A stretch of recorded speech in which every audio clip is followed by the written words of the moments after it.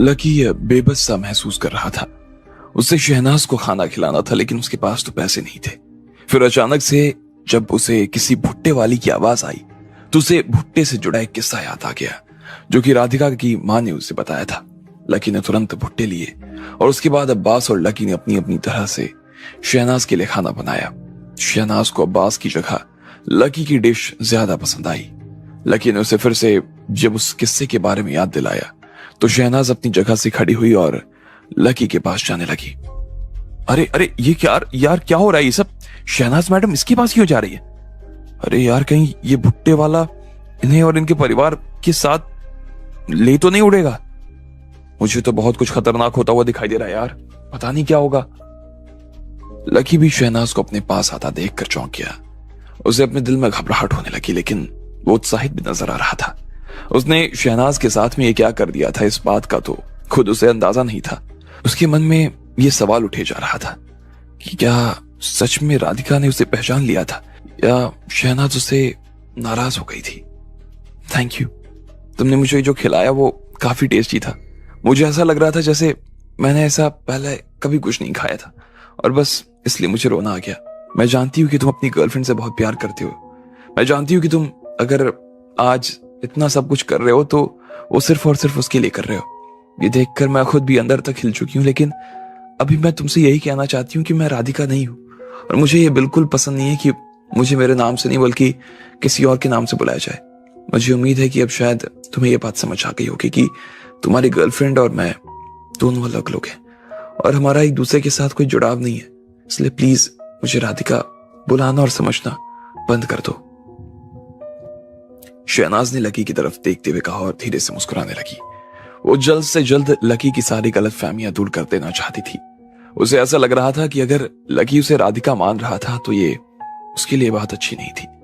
भले ही वो उसके पीछे पागल था लेकिन उसके पागलपन में शहनाज को अपने आप को राधिका मानना अच्छा नहीं लग रहा था। शहनाज ने अपनी बात खत्म की और फिर लकी की तरफ देखने लगी। उसकी शक्ल देखकर ही ऐसा लग रहा था जैसे लकी से किसी ने एक ही पल में उसका सब कुछ छीन लिया था। शहनाज वहां से पलटी और फिर अब्बास की तरफ आने लगी। बाप रे, मेरी तो जान ही निकल गई थी। एक बार में तो लग रहा था जैसे शहनाज मैडम इसे एक्सेप्ट करने वाली है लेकिन इन्हें तो बड़े प्यार से मना कर दिया इसे। वैसे ये लड़का कमाल का है ना, इससे तो ये भी लग रहा था कि सिर्फ भुट्टे खिलाकर ना काम पूरा कर जाएगा। ये तो यही बात हो गई कि आप कढ़ाई में हाथ से पकौड़े तल रहे हो। हाँ, पर इसे और जोर नहीं मारना चाहिए था। बड़ा है तो इतनी समझ तो होनी चाहिए कि इन दोनों को अकेला छोड़ दो। वैसे भी अब्बास भाई और शहनाज जी एक दूसरे के साथ ही अच्छे लगते हैं।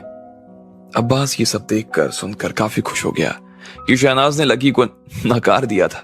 एक बार के लिए तो वो खुद भी लकी से डर गया लेकिन लकी था ही क्या, सिर्फ एक फटीचर आदमी और उसके बस में कुछ था ही नहीं। ऐसे में उसका और अब्बास का कोई मुकाबला हो ही नहीं सकता था। शहनाज, तुम्हें अब उसके ऊपर ध्यान देने की ना जरूरत नहीं है। मुझे लगता है कि इससे कुछ मानसिक बीमारी है। अब बस जो हुआ बहुत हुआ, तुम जाओ, हम लोग अपना खाना खाते हैं। अब्बास ने कहा, मेरा पेट भर चुका है, अब वापस घर जाना चाहती हूं मैं। शहनाज ने धीरे से कहा, ठीक है तो चलो मैं तुम्हें छोड़ देता हूं, आओ। अब्बास ने कहा और फिर अपनी जगह खड़ा हुआ और टेबल पर रखी हुई गाड़ी की चाबी उठा ली। नहीं, तुम्हें मुझे छोड़ने की कोई जरूरत नहीं है, मैं अपने आप चली जाऊंगी। अब्बास, मुझे तुम्हारे साथ खाना खाकर बहुत अच्छा लगा लेकिन मुझे नहीं लगता कि हमारी एक दूसरे से बन पाएगी। हम दोनों एक दूसरे के साथ नहीं रह पाएंगे। हाँ, पर अगर तुम चाहो तो हम दोस्त बनकर जरूर रह सकते हैं, शहनाज ने कहा। जैसे ही उसने अपनी बात खत्म की इधर अब्बास के होठों की मुस्कान तो सिर्फ बर्फ सी जम गई। अब वो और मुस्कुरा कर भी शर्मा रहा था लेकिन वो इस तरह से शहनाज को जाने नहीं दे सकता था। इसलिए उसने कहा, मुझसे कुछ गलती हो गई क्या शहनाज? अगर तुम बताओगी तो मैं अभी ठीक कर दूंगा। वैसे अभी हमें मिले हुए देरी कितनी हुई है? ऐसे में तुम मेरे बारे में जान क्या लोगी? नहीं, मुझे और कुछ जानने की जरूरत नहीं है, शहनाज ने उसकी तरफ देखते हुए कहा और फिर उसने अपनी बॉडीगार्ड को अंदर बुला लिया। मैडम, गाड़ी बाहर खड़ी है, शहनाज के बॉडीगार्ड ने कहा। इसके बाद शहनाज ने अब्बास और लकी को देखा और फिर मुस्कुराकर बाहर निकल गई।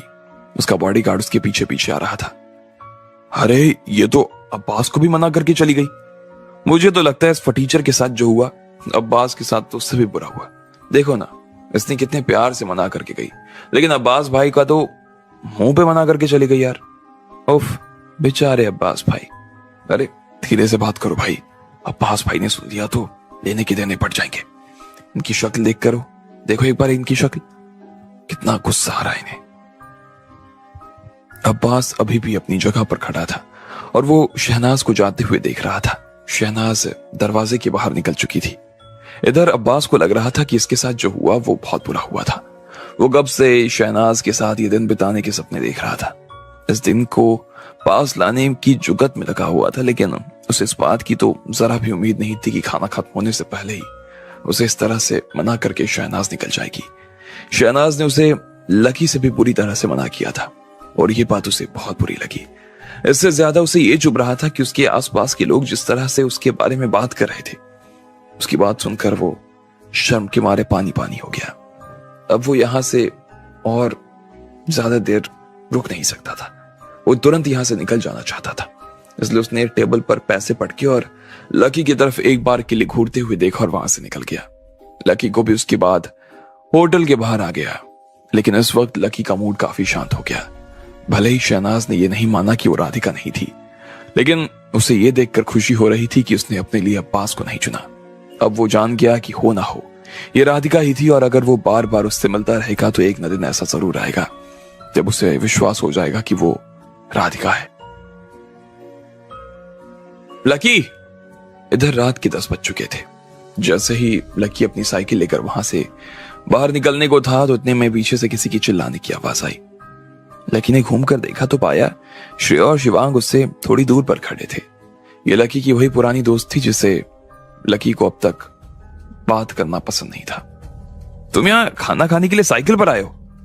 अरे सिक्योरिटी जिस आदमी को धक्का देकर होटल से बाहर निकाल रही थी वो कोई और नहीं, यही आदमी था। मुझे तो समझ नहीं आ रहा ऐसे कपड़ों में इसे यहां अगर खाने की हिम्मत कैसे हो जाती है यार। शिवांग ने श्रेया की तरफ देखते हुए कहा। तभी एक गाड़ी उनके पास आकर खड़ी हुई और उसमें बैठे आदमी ने शीशा नीचे कर दिया। लकी ने देखा कि वो और कोई नहीं बल्कि वो मैनेजर था। भाई थोड़ा तो शर्म कर लो, क्या अब मैडम का साइकिल से पीछा करोगे? उसने कहा और फिर हंसने लगा। क्या कहा? शहनाज? अच्छा तो तुम उसके पीछे पड़े हो। इतने में श्रेया और शिवांग भी उस गाड़ी वाले को देखने के पास आ गए। जैसे ही श्रेया ने उसके मुंह से ये सुना तो वो सुनकर हैरान हो गई कि लकी इतनी बड़ी घर की लड़की को पसंद कर रहा था और इतनी हिम्मत कर रहा था कि वो उसे शादी कर सके। हाँ और नहीं तो क्या, ये आदमी उनके घर का दामाद बनने के सपने पाल रहा है, लेकिन शहनाज मैडम ने इसके मुंह पर ही मना कर दिया। इसे सपना टूट गया बेचारे का। इसके बाद इसने अब्बास से लड़ाई कर ली। उस मैनेजर ने श्रेया को बताया। अरे यार लकी, क्या आदमी हो भाई तुम। उस दिन अपनी फजीहत करवाई होटल में और फिर आ गए यहाँ पे। सपने तो अपनी औकात के हिसाब से देखो ना, कितना कमा लेते हो तुम काम के बाद। अरे तुम जितना कमाते हो ना उससे 50 गुना ज्यादा शिवांग कमाता है। उसके बाद भी हम होटल में नहीं बल्कि इसके बगल में जो छोटी सी होटल बनी है ना उसमें खाते हैं। श्रेया ने बिना उसकी बात सुने फिर से उसे सुनाते हुए कहा। अरे अरे ऐसे कैसे बात कर रहे हो यार, दिल्ली यूनिवर्सिटी का स्टार लड़का है, वहां पर पढ़ने वाला आदमी है, उसका तो करोड़ों का पैकेज होगा और तुम होगी ऐसी बात कर रहे हो। देखना एक दिन इतना कमा लेगा कि इस पूरा होटल को खरीद लेगा, फिर उसकी कहानी पर ना फिल्म बनेगी। शिवांग ने भी उसकी चुटकी लेते हुए कहा।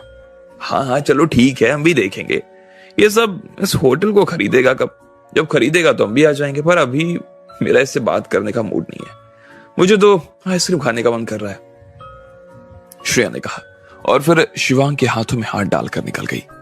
लकी ने अपनी साइकिल उठाई और फिर उस कमरे की तरफ बढ़ने लगा जहां वो रहता था। लकी को इन सब की बातों से कोई फर्क नहीं पड़ रहा था और वो अगले 20 दिनों तक अपने हिसाब से चला जा रहा था।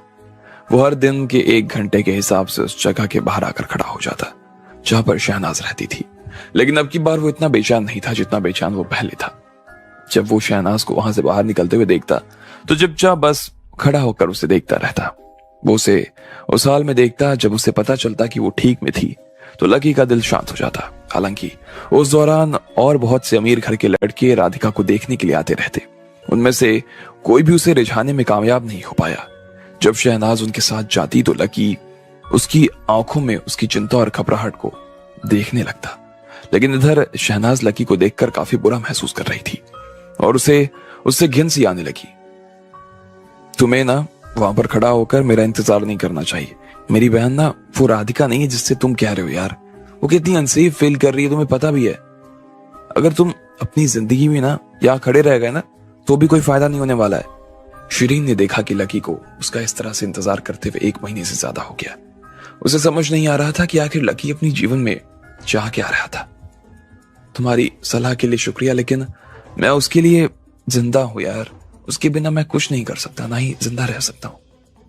लकी ने धीरे से मुस्कुराते हुए कहा, अच्छा क्या सच में ऐसा है? लेकिन तुम एक बात समझनी चाहिए लकी कि मेरी बहन तुम्हारे साथ नहीं रह सकती। शिरीन ने लकी को कहा। लकी ने उसकी बात का जवाब नहीं दिया। वो बस उसके दरवाजे के सामने चुपचाप बैठा था। मेरी बहन अपनी पढ़ाई के लिए ना जाने वाली है। उसका एडमिशन पुणे में हुआ है और अब वो यहां नहीं रहने वाली, इसलिए अब उसका इंतजार करना बंद कर दो लकी, कोई फायदा नहीं है।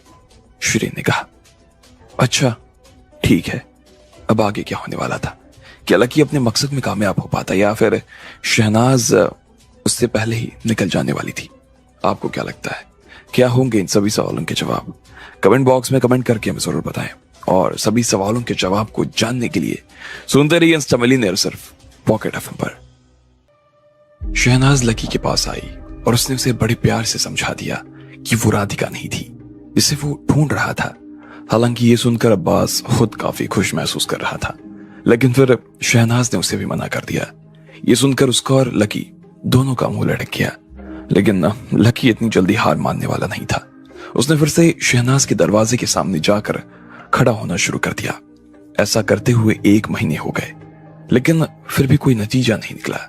ऐसे में उसे पता चला कि शहनाज अपनी आगे की पढ़ाई के लिए पुणे जा रही थी। लकी का दिल ये सुनकर और ज्यादा बैठ गया। इधर अगले दिन लकी कुमारी के साथ काम पर आ गया। कुमारी को इस बात से बहुत गुस्सा आ रहा था कि लकी हर रोज शहनाज के पास जाने के चक्कर में वहां काम नहीं कर रहा था, और कर भी रहा तो बहुत ध्यान नहीं दे रहा था। उसने उसे बार बार पैसे काटने की धमकी दी, लेकिन फिर भी वो नहीं माना। ऐसे में कुमारी को लगा कि सिर्फ धमकी देने से काम नहीं चलेगा और उसे सच में लकी के पैसे काट लेने चाहिए। इसलिए उसने सच में लकी के तनख्वाह में से पैसे काट लिए। इधर उसका धंधा हर रोज की तरह आज भी काफी अच्छा चल रहा था। आज सुबह सुबह उसने 500 रुपए का काम किया। सुनो, 2 सैंडविच इधर देना। इधर एक लड़की ने उनके ट्रक के पास आते हुए कहा। जैसे ही उसने ट्रक के ऊपर लकी को देखा तो वो बोली, लकी तुम? लकी ने जब उस लड़की को ध्यान से देखा तो पता चला कि वो वही लड़की थी जो उसके साथ क्लास में पढ़ती थी। उसका नाम सिमोना था। सिमोना उससे ज्यादा बात नहीं करती थी, इसलिए लकी ने भी उसकी आवाज को सुनने के बाद ज्यादा भाव नहीं दिया उसे। लेकिन वो इस वक्त लकी को देखकर मुस्कुराई जा रही थी, इसलिए उसने आगे कहा, सिमोना क्या बात है, तुम भी जयपुर में ही हो क्या? और आजकल सब जयपुर में क्या कर रही हो तुम? लकी ने मुस्कुराते हुए कहा। इस बार सिमोना ने उस पर ज्यादा ध्यान नहीं दिया, और इससे पहले कि वो उसकी बात का कोई जवाब दे पाती, उसने एक तरफ देखा और अपना हाथ किसी की दिशा में हिलाते हुए बोली, अरे श्रेया इधर आओ जल्दी। थोड़ी देर बाद वहां पर श्रेया आकर खड़ी हो गई। जब उसने लकी को इस तरह से ट्रक के ऊपर काम करते देखा तो श्रेया की आंखों में एक शैतानी सी चमक उभर आई। मुझे श्रेया ने बताया कि तुम भी यहाँ जयपुर में ही काम कर रहे हो। मुझे तो इस बात पर विश्वास नहीं हुआ, लेकिन जब तुम दिख रहे हो तो विश्वास हो रहा है। सिमोना ने श्रेया की तरफ देखा और फिर देखकर मुस्कुराने लगी। हाँ, मैंने तो कहा ही था कि यहाँ पर कोई काम करने के लिए आया है, लेकिन मुझे मालूम नहीं था कि यहाँ सैंडविच और बर्गर बेचने से शुरू कर दिया है। ये भी कोई काम है भला? श्रेया ने लकी को हीन भावना से देखते हुए कहा। हाँ लकी, तुम्हारे ऊपर तो ये काम जरा अच्छा नहीं लगता है। तुम तो दिल्ली यूनिवर्सिटी में पढ़ने वाले लड़के हो यार। अगर तुम्हें पार्ट टाइम जॉब ही करनी थी तो ऐसा जॉब पकड़ना था ना जो तुम्हारे एजुकेशन से मेल खाता हो। ये किस तरह का काम कर रहे हो? इससे तो अच्छा तुम कुछ पढ़ने लिखने का काम शुरू कर देते। सिमोना ने कहा। वो खुद भी यहाँ की पढ़ाई कर रही थी और उसके कॉलेज फिर से शुरू होने वाले थे, इसलिए वो थोड़ा जल्दी आ गई। भले ही श्रेया की यूनिवर्सिटी उतनी अच्छी नहीं थी, लेकिन फिर भी उसने एक बड़े बाप के लड़के को फंसा लिया था, इसलिए सिमोना की श्रेया के ऊपर पीछे घूमती रहती। अगर उसे आगे कभी जॉब की जरूरत पड़ने वाली थी तो वो श्रेया के बॉयफ्रेंड से ही मदद मिलने वाली थी। हाँ देखो ना सिमोना, मैंने तुझसे कहा था ना कि टैलेंट कॉलेज में नहीं होता, आदमी में होता है। अभी लड़का भले ही दिल्ली यूनिवर्सिटी में पढ़ रहा हो, लेकिन फिर भी यहाँ तो सैंडविच ही बना रहा है ना, इसलिए मैं कह रही हूँ कॉलेज का कोई बड़ा फर्क नहीं पड़ेगा। श्रेया ने उसका मजाक उड़ाते हुए कहा। वो गर्व से इस बात पर मुस्कुरा रही थी कि भले उसने किसी अच्छे कॉलेज में एडमिशन नहीं लिया था, लेकिन आज उसके हाल लकी से बेहद अच्छे थे। इतने में ना जाने कहां से धुआं आया और उनके चेहरे धुएं से घिर गए। उस धुएं की गंध इतनी तेज थी जिसकी वजह से दोनों ने खांसना शुरू कर दिया। जैसे ही उनकी खांसी रुकी तो श्रेया ने गुस्से भरी नजरों से कुमारी को देखा और बोली, अरे दिखाई नहीं दे रहा क्या कर रही हो? उसने देखा कि कुमारी जानबूझकर बहुत जोर से छोंक लगा रही थी और उसे जला रही थी। क्या हुआ? ओ हाँ, आपने जो सैंडविच बनाने के लिए बोला था ना, उसमें तो मिर्ची मैंने गलती से ज्यादा डाल दी है। आप दोनों ज्यादा मिर्ची वाली सैंडविच खा लोगे ना, क्योंकि हम दूसरे को तो नहीं बनाएंगे ऐसे। कुमारी ने उसके सामने देखते हुए कहा और अंदर ही अंदर मुस्कुराने लगी। श्रेया का चेहरा बुरी तरह से जल भुन गया। क्यों नहीं बना पाओगी दूसरा? ये कोई बात होती है? कस्टमर्स की कोई वैल्यू है या नहीं है? श्रेया ने उसके ऊपर झेपते हुए कहा। नहीं, वैल्यू तो है, लेकिन क्या है ना कि उससे ज्यादा हम हमारे शरीर की वैल्यू करते हैं। हम अभी बहुत ज्यादा थक गए हैं। हाफी भी आ रही, मुझे ज्यादा परेशान नहीं हो सकती ना मैं। कुमारी ने फिर से उसी मुस्कान के साथ कह दिया। अरे यार, ये तो कोई बात नहीं हुई। क्या हमारे ऊपर तुम गुस्सा निकाल रही हो? श्रेया ने उसे घूरते हुए देखा और जिस हिसाब से वो उसे देख रही थी, उसकी आंखें देखकर तो ऐसा लग रहा था जैसे वो उसे बुरी तरीके से फटकार लगाने वाली थी। लेकिन इससे पहले ही वो उसके पास जाती कुमारी ने फिर से चूल्हा चालू कर दिया और उस बघार में फिर से आग लगा दी। उसके धुएं की वजह से फिर से वो बीच में रुक गई। इस बार तो सिमोना को डर लग रहा था, इसलिए उसने कहा, अरे श्रेया छोड़ना, जाने दे उसे, चल हम कहीं और चल के खा लेंगे। सिमोना ने खाकर और फिर लकी को बाय बोलकर वहां से निकल गई। अभी जो तुमने किया ना, उसके लिए थैंक यू, लकी ने कुमारी से कहा। लेकिन कुमारी तो लकी की तरफ देख भी नहीं रही थी। वो बस अपने तवे पर बचे हुए बघार को फेंकने में लगी हुई थी। मुझे किस बात की थैंक यू बोल रहे हो? वैसे भी उन जैसी लड़कियों को देखकर ना मेरे सिर में दर्द होने लगता है। मैंने ये सब कोई तुम्हारे लिए नहीं किया, खुद के लिए किया है, ताकि इनसे छुटकारा मिल सके जल्दी। अचानक से लकी को उसकी बात सुनकर अपने ऊपर शर्म सी महसूस होने लगी। वो ऐसे ही कुमारी को छोड़ छाड़ कर चला जाता था और फिर कुमारी अकेले ही ट्रक के ऊपर सारा काम करती। फिर आज भी कुमारी उसे बचाने के लिए इतना कुछ कर रही थी, ये बड़ी बात थी। अब उसे समझ आ रहा था कि वो ट्रक के ऊपर अकेले काम करते हुए कितना अकेला महसूस करती होगी। लेकिन तुम डरपोक क्यों? वो तुम्हारे बारे में इतना कुछ कह रही थी और तुम थे कि उसकी बात सुनते चले जा रहे थे। इतना कैसे झेल लेते हो यार लकी तुम? कुमारी ने अपने स्टूल पर बैठते हुए कहा। लकी उसकी बात सुनकर हैरान रह गया और फिर अपनी सांस लेते हुए कहा, तब इसमें मैं क्या करूं? वैसे भी हम लोग सब एक ही स्कूल में पढ़ते थे और इसके अलावा तो वो मुझसे थोड़ी बहुत उल्टी सीधी बात भी करते थे। उन्होंने कोई मेरे ऊपर हाथ उठाया नहीं कभी। वैसे भी उनके मुंह से लगना नहीं चाहता मैं, और मैं उनकी भाषा में बात करने लगा तो मुझ में और उनमें फर्क नहीं रह जाएगा ना।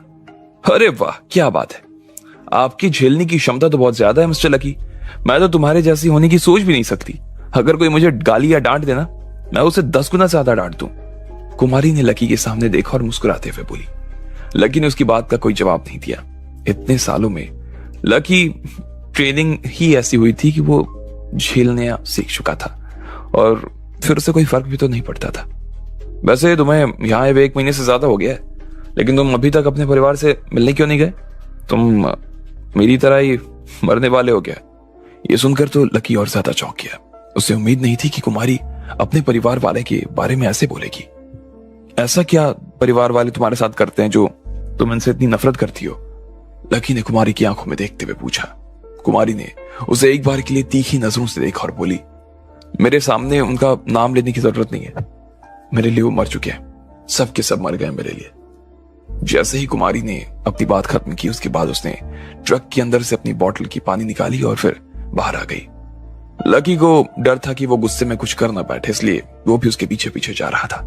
कुमारी ने जब उसे पीछे आते हुए देखा तो वो जोर से चिल्लाते हुए बोली, मेरे पीछे आने की जरूरत नहीं है, जाओ और जाकर ट्रक का ध्यान रखो।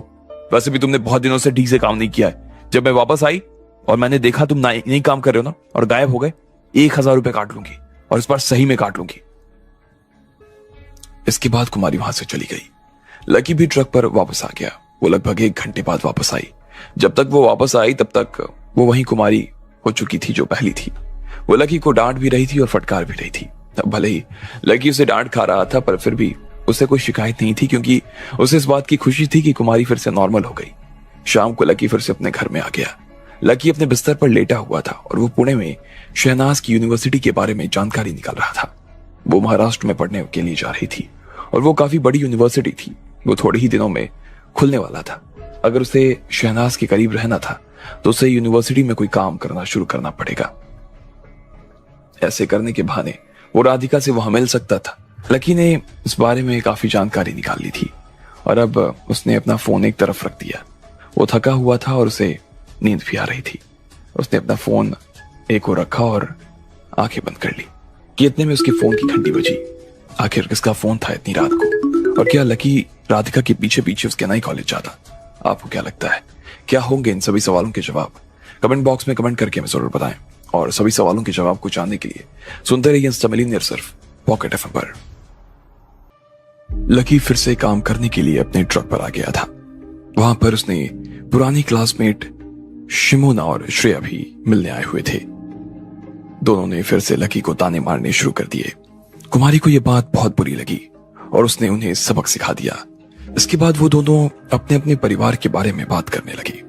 एक और जहां लकी को अपने परिवार की याद आने लगी तो वहीं दूसरी तरफ कुमारी को अपने घर वालों को याद करके घिन आने लगी। लकी आकर सोने वाला था तो अचानक से उसका फोन बज उठा। उसने अपनी आंख खोली तो देखा उसके ऊपर एक नंबर से फोन आया था। लकी ने उसे पहचाना तो नहीं लेकिन फोन उठा लिया।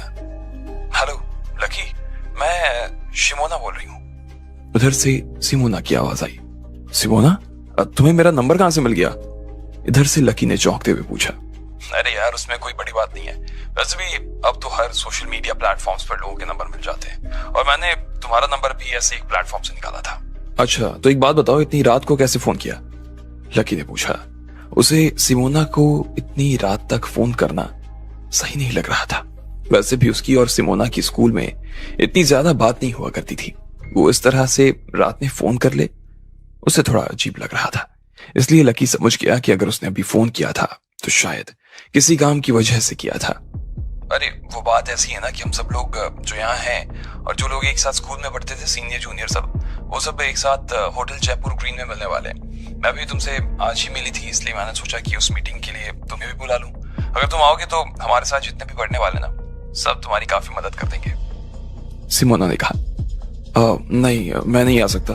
तुम लोग चाहो तो जा सकते हो, थैंक यू। लकी ने कहा। भले ही अंदर से वो खुद ही भी जाना चाह रहा था लेकिन उसे इतनी शर्म आ रही थी कि वो अपनी शर्म के मारे जाना नहीं चाह रहा था। अरे यार लकी, तुम कितने बोरिंग आदमी हो यार। तुम ऐसे मेरे इनविटेशन को कैसे मना कर सकते हो? तुम क्या अभी भी छोटे बच्चे हो? तुम देखो तो सही, मैं तुम्हें कितने प्यार से बुला रही हूँ और बाकी सब लोग यही चाहते हैं कि तुम आओ। सिमोना ने फिर से लकी को मनाने की कोशिश करते हुए कहा और आगे बोली। अच्छा, अगर तुम्हें इस बात का डर लग रहा है कि तुम्हें वहां पर आने के लिए कुछ पे करना पड़ेगा तो उसकी तो चिंता मत करो ना, वो सब हम देख लेंगे। सोचो ना, वहां पर तुम आओगे, तुम्हें कम से कम 100 लोग तो मिलेंगे जिनसे तुम्हें अच्छा लगेगा मिलके, इसलिए कह रही हूँ आ जाओ। अब लकी उसे मना नहीं कर सकता था। जब सिमोना उसे इतने प्यार से बुला रही थी तो ऐसे में लकी ना कैसे कर सकता था? वैसे भी मना करने के लिए अब उसके पास कोई बहाना नहीं था। पहले तो चलो वो ये कह सकता था कि उसके पास में पैसे नहीं थे, लेकिन अब तो वो पैसे की बात भी नहीं कर सकता था। थोड़ी देर के लिए लकी ने इस बारे में सोचा और फिर बोला, ठीक है, मैं तुम्हारे साथ आने के लिए तैयार हूँ। ठीक है, तो फिर हम लोग ना कल शाम को मिलते हैं। तुम जयपुर ग्रीन के बैंक्वेट हॉल में आ जाना, मैं वहीं पर तुम्हारा वेट करूंगी। सिमोना ने कहा और फिर फोन काट दिया। वो इस वक्त श्रेया के साथ एक दुकान में बैठी हुई थी और दोनों कोल्ड कॉफी पी रहे थे। दरअसल श्रेया ने ही सिमोना को कॉल करने के लिए बोला था। श्रेया, तूने इसे क्यों बुलाया यार? तू ही थी ना जो कह रही थी कि तू इससे नफरत करती थी, और फिर तू इसे बुलाने के लिए, मुझे समझ नहीं आ रहा यार। सिमोना ने श्रेया को शक भरी नजरों से देखा और फिर पूछा। हाँ, बात तो तेरी सही है, नफरत ही करती हूँ, सच में बहुत नफरत करती हूँ यार इससे। इसलिए तो चाहती हूँ कि यहाँ आए और मैं इसे बता सकूं कि मैं इससे कितनी नफरत करती हूँ। श्रेया ने अपने कॉफी के ग्लास में से कॉफी पीते हुए कहा। उसकी बात सुनकर अचानक से सिमोना को अजीब सा महसूस हुआ।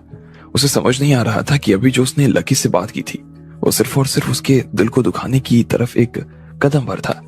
सिमोना ने फिर धीमी आवाज में कहा, वैसे भी तो हम सब स्कूल के दोस्त हैं ना, और दोस्तों के बीच तो ऐसे छोटे मोटे झगड़े होते रहते ना, क्या कहती हो? तुम तो सुबह कह रही थी कि कॉलेज से कोई नहीं। श्रेया के ने बीच में ही उसकी बात को काटते हुए कहा और फिर आगे बोली, अगर वो बीच में नहीं होता ना तो शायद मैं आज दिल्ली यूनिवर्सिटी में पहुंच रही होती, लेकिन सिर्फ उसकी वजह से ना सिर्फ मैं दिल्ली यूनिवर्सिटी नहीं जा पाई बल्कि मैं किसी भी बड़ी यूनिवर्सिटी में नहीं पढ़ पाई। सिमोना, मेरी बात को समझने की कोशिश कर। सिर्फ उस आदमी की वजह से मेरी पूरी जिंदगी बदल गई है। सिमोना, तुझे याद नहीं है, सिर्फ इस आदमी की वजह से मेरे घर वालों ने, मेरे दोस्तों ने मेरा 2 साल तक मजाक उड़ाया। ये सब इस लकी का किया धरा है। मैं चाहती हूं कि इस आदमी में इतनी बेइज्जती हो इसकी, इसे पता चले कि आखिर इसने क्या किया है। सिमोना ने उसकी बात का कोई जवाब नहीं दिया। वो भी जानती थी कि इतने सालों से श्रेया के साथ क्या क्या हुआ था, लेकिन फिर उसमें उसे ये बात समझ नहीं आ रही थी कि भले ही उसके साथ कुछ ऐसा हुआ हो, लेकिन उसमें लकी का दोष कैसे हो सकता था। अगर एग्जाम हॉल में उसका पेन काम नहीं कर रहा था तो इसमें लकी की क्या गलती थी। लेकिन फिर उसे लगा कि श्रेया शायद पेन बंद हो जाने की वजह से उसका दिमाग भी बंद हो गया था। लेकिन वो जब उसके बारे में सोच रही थी तो उसे लगा कि उसके पास एक अमीर बॉयफ्रेंड था और इसलिए उसे इस बारे में ज्यादा और कुछ बात करने की जरूरत नहीं थी। इधर अगले दिन लकी और कुमारी ट्रक लेकर काम पर निकल गए। उन्होंने आज जल महल के पास अपना ट्रक लगाया था। जल महल को देखने के लिए दूर दूर से काफी लोग आते थे। अभी यहाँ पर काफी लोगों की भीड़ थी और इस वजह से लकी और कुमारी का भी काम अच्छा चल रहा था। और शाम को 7 बजे के आसपास जब ढेर सारे लोगों की भीड़ उनके ट्रक के ऊपर पड़ी तो लकी ने कुमारी से कहा कि वो अपने स्कूल वाले से मिलने जा रहा था। कुमारी ने उसे जाने से मना कर दिया, लेकिन लकी ने तो जाने का पहले ही प्रॉमिस किया हुआ था। ऐसे में वो अपना प्रॉमिस नहीं तोड़ना चाहता था। आखिर में कुमारी ने कहा कि वो उसकी जेब से 200 रुपए काट लेगी और लकी ने उसे हाँ कर दिया। वो ट्रक छोड़कर वहां से निकल गया। उसने पहले तो सोचा कि वो आराम से नहाएगा और फिर अच्छे कपड़े पहनकर उन सब के बीच जाएगा, लेकिन फिर उसने देखा कि बहुत सारे लोग होने की वजह से उसे काफी देर हो गई थी और अब उसके पास सिवाय ऐसे ही जाने को कोई चारा नहीं था। इसलिए लकी बस स्टॉप पर आया और बस का इंतजार करने लगा। जब वो बस का इंतजार कर रहा था तभी उसका फोन बज उठा। लकी ने उठाया तो देखा ये नंबर तो उसके पास सेव नहीं था, लेकिन ये सिमोना का नंबर भी नहीं था। हेलो लकी, उधर से एक औरत की आवाज आई। लकी के लिए वो आवाज काफी जानी पहचानी थी, लेकिन एक बार के लिए तो उसे ऐसा लगा जैसे वो आवाज को भूल ही चुका था। उस आवाज को सुन लेने के बाद लकी का दिमाग तो जैसे सुन पड़ गया। लकी, उस औरत ने फिर से कहा। लकी ने उसकी बात का कोई जवाब नहीं दिया, लेकिन इससे इस बात पर विश्वास नहीं हो पा रहा था कि वो अपने कानों से जो सुन रहा था वो सच था। लकी, क्या बात है? मैं बोल रही हूँ। माँ, बेटा तू ठीक तो है ना? मेरी आवाज नहीं आ रही क्या तुझे? तू कुछ बोल क्यों नहीं रहा? उधर से लकी को अपनी माँ की आवाज आ रही थी। उनकी आवाज सुनते ही लकी की नाक बहने लगी। उसे ऐसा महसूस हो रहा था जैसे वो किसी भी पल रो सकता था। माँ, लकी ने कहा। उसका गला उसी वक्त काफी गर्म सा महसूस होने लगा। उसे ठीक से बात करते हुए भी नहीं बन रहा था। ना चाहते हुए भी उसकी आंखें गीली हो गई और उसे रोना आने लगा। लकी ने अपने आंसू अपनी शर्ट की आस्तीन से पोंछ लिए, लेकिन फिर वो बहे जा रहे थे और रुकने का नाम नहीं ले रहे थे। कैसा है मेरा बेटा? मुझे कितनी याद आ रही है तेरी। लकी की माँ अभिलाषा ने कहा। मुझे भी बहुत आपकी याद आ रही है माँ। लकी का गला मानो रुंध सा गया। वो बड़ी मुश्किल से अपने आंसुओं को रोक पा रहा था। उसके गले में दर्द होने लगा। अच्छा तो फिर जल्दी से माँ से मिलने आ जाना। मैं अभी जयपुर में ही हूँ। मैं अपने लिए और अपने बेटे के लिए ललित में सबसे बढ़िया टेबल बुक की हुई है। चल अब जल्दी से आ जा। मैं भी देखूं कि मेरा बेटा इतने सालों से क्या कर रहा है, किस हाल में। क्या आप सच में जयपुर आई हुई हो? लकी ने पूछा। वो तुम्हारे खुशी के पागल हो गया। उसके लिए यह खबर ऐसी थी जिसे वो पचा नहीं पा रहा था। जैसे ही उसकी माँ ने कहा कि वो जयपुर में थी, लकी खुश हो गया। माँ, मैं इस वक्त मुझे कहीं जाना है। असल में मैं अपने स्कूल वालों की किसी पार्टी में जा रहा हूँ। जैसे ही मेरी पार्टी खत्म होती है ना, मैं आपसे सीधा मिलने आना हूँ। अरे पार्टी में क्या होगा? और स्कूल वालों से तो तू बाद में भी मिल सकता है ना? अभिलाषा ने कहा। हाँ माँ, आपकी बात तो ठीक है, लेकिन क्या ना, मैं उनका प्रॉमिस नहीं तोड़ना चाहता। वैसे भी आपने और पापा ने मुझे यही तो सिखाया है कि जो कहते हैं वो करते हैं। इसलिए मैं जैसे ही पार्टी खत्म होता है ना, मैं आता हूँ आपके पास। शाबाश, भूला नहीं तू अभी तक। माँ की हर बात याद है तुझे। चल ठीक है, पहले तू अपनी पार्टी निपटा ले, उसके बाद मुझे फोन कर। मैं आती हूँ तुझसे मिलने के लिए। अभिलाषा ने कहा। लकी ने उनकी बात सुनकर हाँ कर दिया और फोन काट दिया। लकी की आंखें अभी भी गीली पड़ी हुई थी और मारे आंसुओं से उसमें जलन होने लगी। बाकी लोग जो उसके आसपास खड़े थे वो उसे इस तरह रोते हुए शायद थोड़े देखकर हैरान हो गए। उनमें से शायद ही किसी ने इतने बड़े लड़के को ऐसे रोते हुए देखा था। ऐसे में वो समझ नहीं पा रहे थे कि लकी आखिर रो क्यों रहा था। थोड़ी देर बाद बस आ चुकी थी और लकी बस में चढ़ गया। उसे एक सीट मिली और वो उस पर जाकर बैठ गया। वो खिड़की से बाहर शहर को देख रहा था। उसकी आंखों के सामने उसे अपनी माँ के साथ जो भी पल बिताए थे उसकी यादें चल रही थी। लकी को याद था कि उसकी माँ काफी स्ट्रिक्ट किस्म की औरत थी। जब वो एक बार अपनी कजन के साथ खेल रहा था तो गलती से उसने अपने कजन को मार दिया और उसे चोट आ गई। ऐसे में उसके चाचा लकी को मारने के लिए आ गए थे, लेकिन बीच में ही उसकी माँ ने आकर उसे बचा लिया। उसे अपने चाचा पर बहुत गुस्सा आ रहा था, लेकिन उसकी माँ को मालूम था कि लकी से गलती हुई थी, इसलिए उन्होंने लकी को दीवार की तरफ मुंह करके खड़ा कर दिया और पूरी रात सोने नहीं दिया। फिर जब सुबह हुई तब उसकी माँ ने उसे छोड़ा था। जब वो 6 साल का था तब उसका परिवार अपना गांव छोड़कर बाहर आ गया और अब वहीं रह रहा था। उसके बाद से लकी अपनी परीक्षा में लग गया और वो अपनी माँ से और अपने पिता से मिल नहीं पाया था। अब आगे क्या होने वाला था? क्या लकी अपनी माँ से मिल पाता? और पार्टी में श्रेया उसके साथ क्या करने वाली थी? आपको क्या लगता है, क्या होंगे इन सभी सवालों के जवाब? कमेंट बॉक्स में कमेंट करके हमें जरूर बताएं। और सभी सवालों के जवाब को जानने के लिए सुनते रहिए इंस्टा मिलियनेयर सिर्फ पॉकेट एफएम पर। लकी जब घर आया तो उसे सिमोना का फोन आ गया। वो अपने दोस्तों के साथ हो रही स्कूल पार्टी में उसे बुला रही थी। लकी का पहले तो मन नहीं था, लेकिन फिर उसने हाँ कर दिया। अगले दिन जब वो उन लोगों से मिलने के लिए अपने ट्रक से निकला ही था कि तभी उसकी माँ का उसे फोन आ गया। वो उससे मिलने के लिए जयपुर आई हुई थी, लेकिन अब जब लकी ने पहले ही सिमोना को हाँ कर दिया तो ऐसे में वो अपनी माँ से अभी नहीं मिल सकता था। आखिर में लकी ने बस पकड़ी और जाने के लिए निकल गया। देखते ही देखते वो कब होटल जयपुर ग्रीन पहुंच गया उसे मालूम ही नहीं चला। जब वो बस से उतरा तो देखा कि उसकी आंखों के सामने एक बड़ी सी बिल्डिंग थी जिसका नाम जयपुर ग्रीन था। लकी उस होटल के अंदर दाखिल होने के लिए आगे बढ़ा और जैसे ही वो अंदर घुसने वाला था कि तभी उसने देखा कि एक बूढ़ी सी औरत अपनी साइकिल से ढेर सारा कचरा लाद कर जा रही थी। उसकी साइकिल पर ढेर सारे प्लास्टिक के बैग और बाकी कचरा लदा हुआ था, लेकिन उसका वजन ज्यादा होने की वजह से वो उसे संभाल नहीं पा रही थी और इसलिए उसका सारा सामान नीचे गिर गया। लकी तुरंत उसका कचरा उठाने के लिए उसकी मदद करने लगा। जब लकी उसका सामान उठाने में उसकी मदद कर रहा था तब वो उससे बात भी किए जा रहा था। बातों ही बातों में उसे पता चला कि उस बूढ़े के बेटे का कार एक्सीडेंट हो गया था और उसमें उसकी मौत हो गई थी। भगवान तुम्हारा भला करे बेटा, उस बूढ़ी ने लकी से कहा। फिर जब उसने ठीक से लकी को देखा तो उसकी आंखें भीग गई। क्या हुआ माँ जी? लकी ने पूछा। मेरा बेटा तुम्हारे ही जैसा लगता था। अगर आज वो जिंदा होता तो मुझे ऐसे काम करना नहीं पड़ता बेटा। क्या तुम एक बार के लिए मुझे माँ बुला सकते हो? उस बूढ़ी ने डबडबाई हुई आंखों से लकी की तरफ देखते हुए कहा। लकी ने जब उसकी आंखों से ये देखा और उसका ये हाल देखा तो उसकी आंखें भी भर आई। उसने बहुत सालों से अभी तक अपनी माँ को देखा नहीं था, इसलिए वो खुद भी काफी दुखी महसूस कर रहा था। माँ, लकी ने बड़े प्यार से उस बूढ़ी की तरफ देखते हुए कहा। जैसे ही उसके मुंह से ये निकला उसकी भी आंखों से आंसू निकलने शुरू हो गए। इधर उस बूढ़ी को लकी के मुंह से मां सुनकर काफी अच्छा लगा। वो ऐसे ही वक्त में रो भी रही थी और हंस भी रही थी।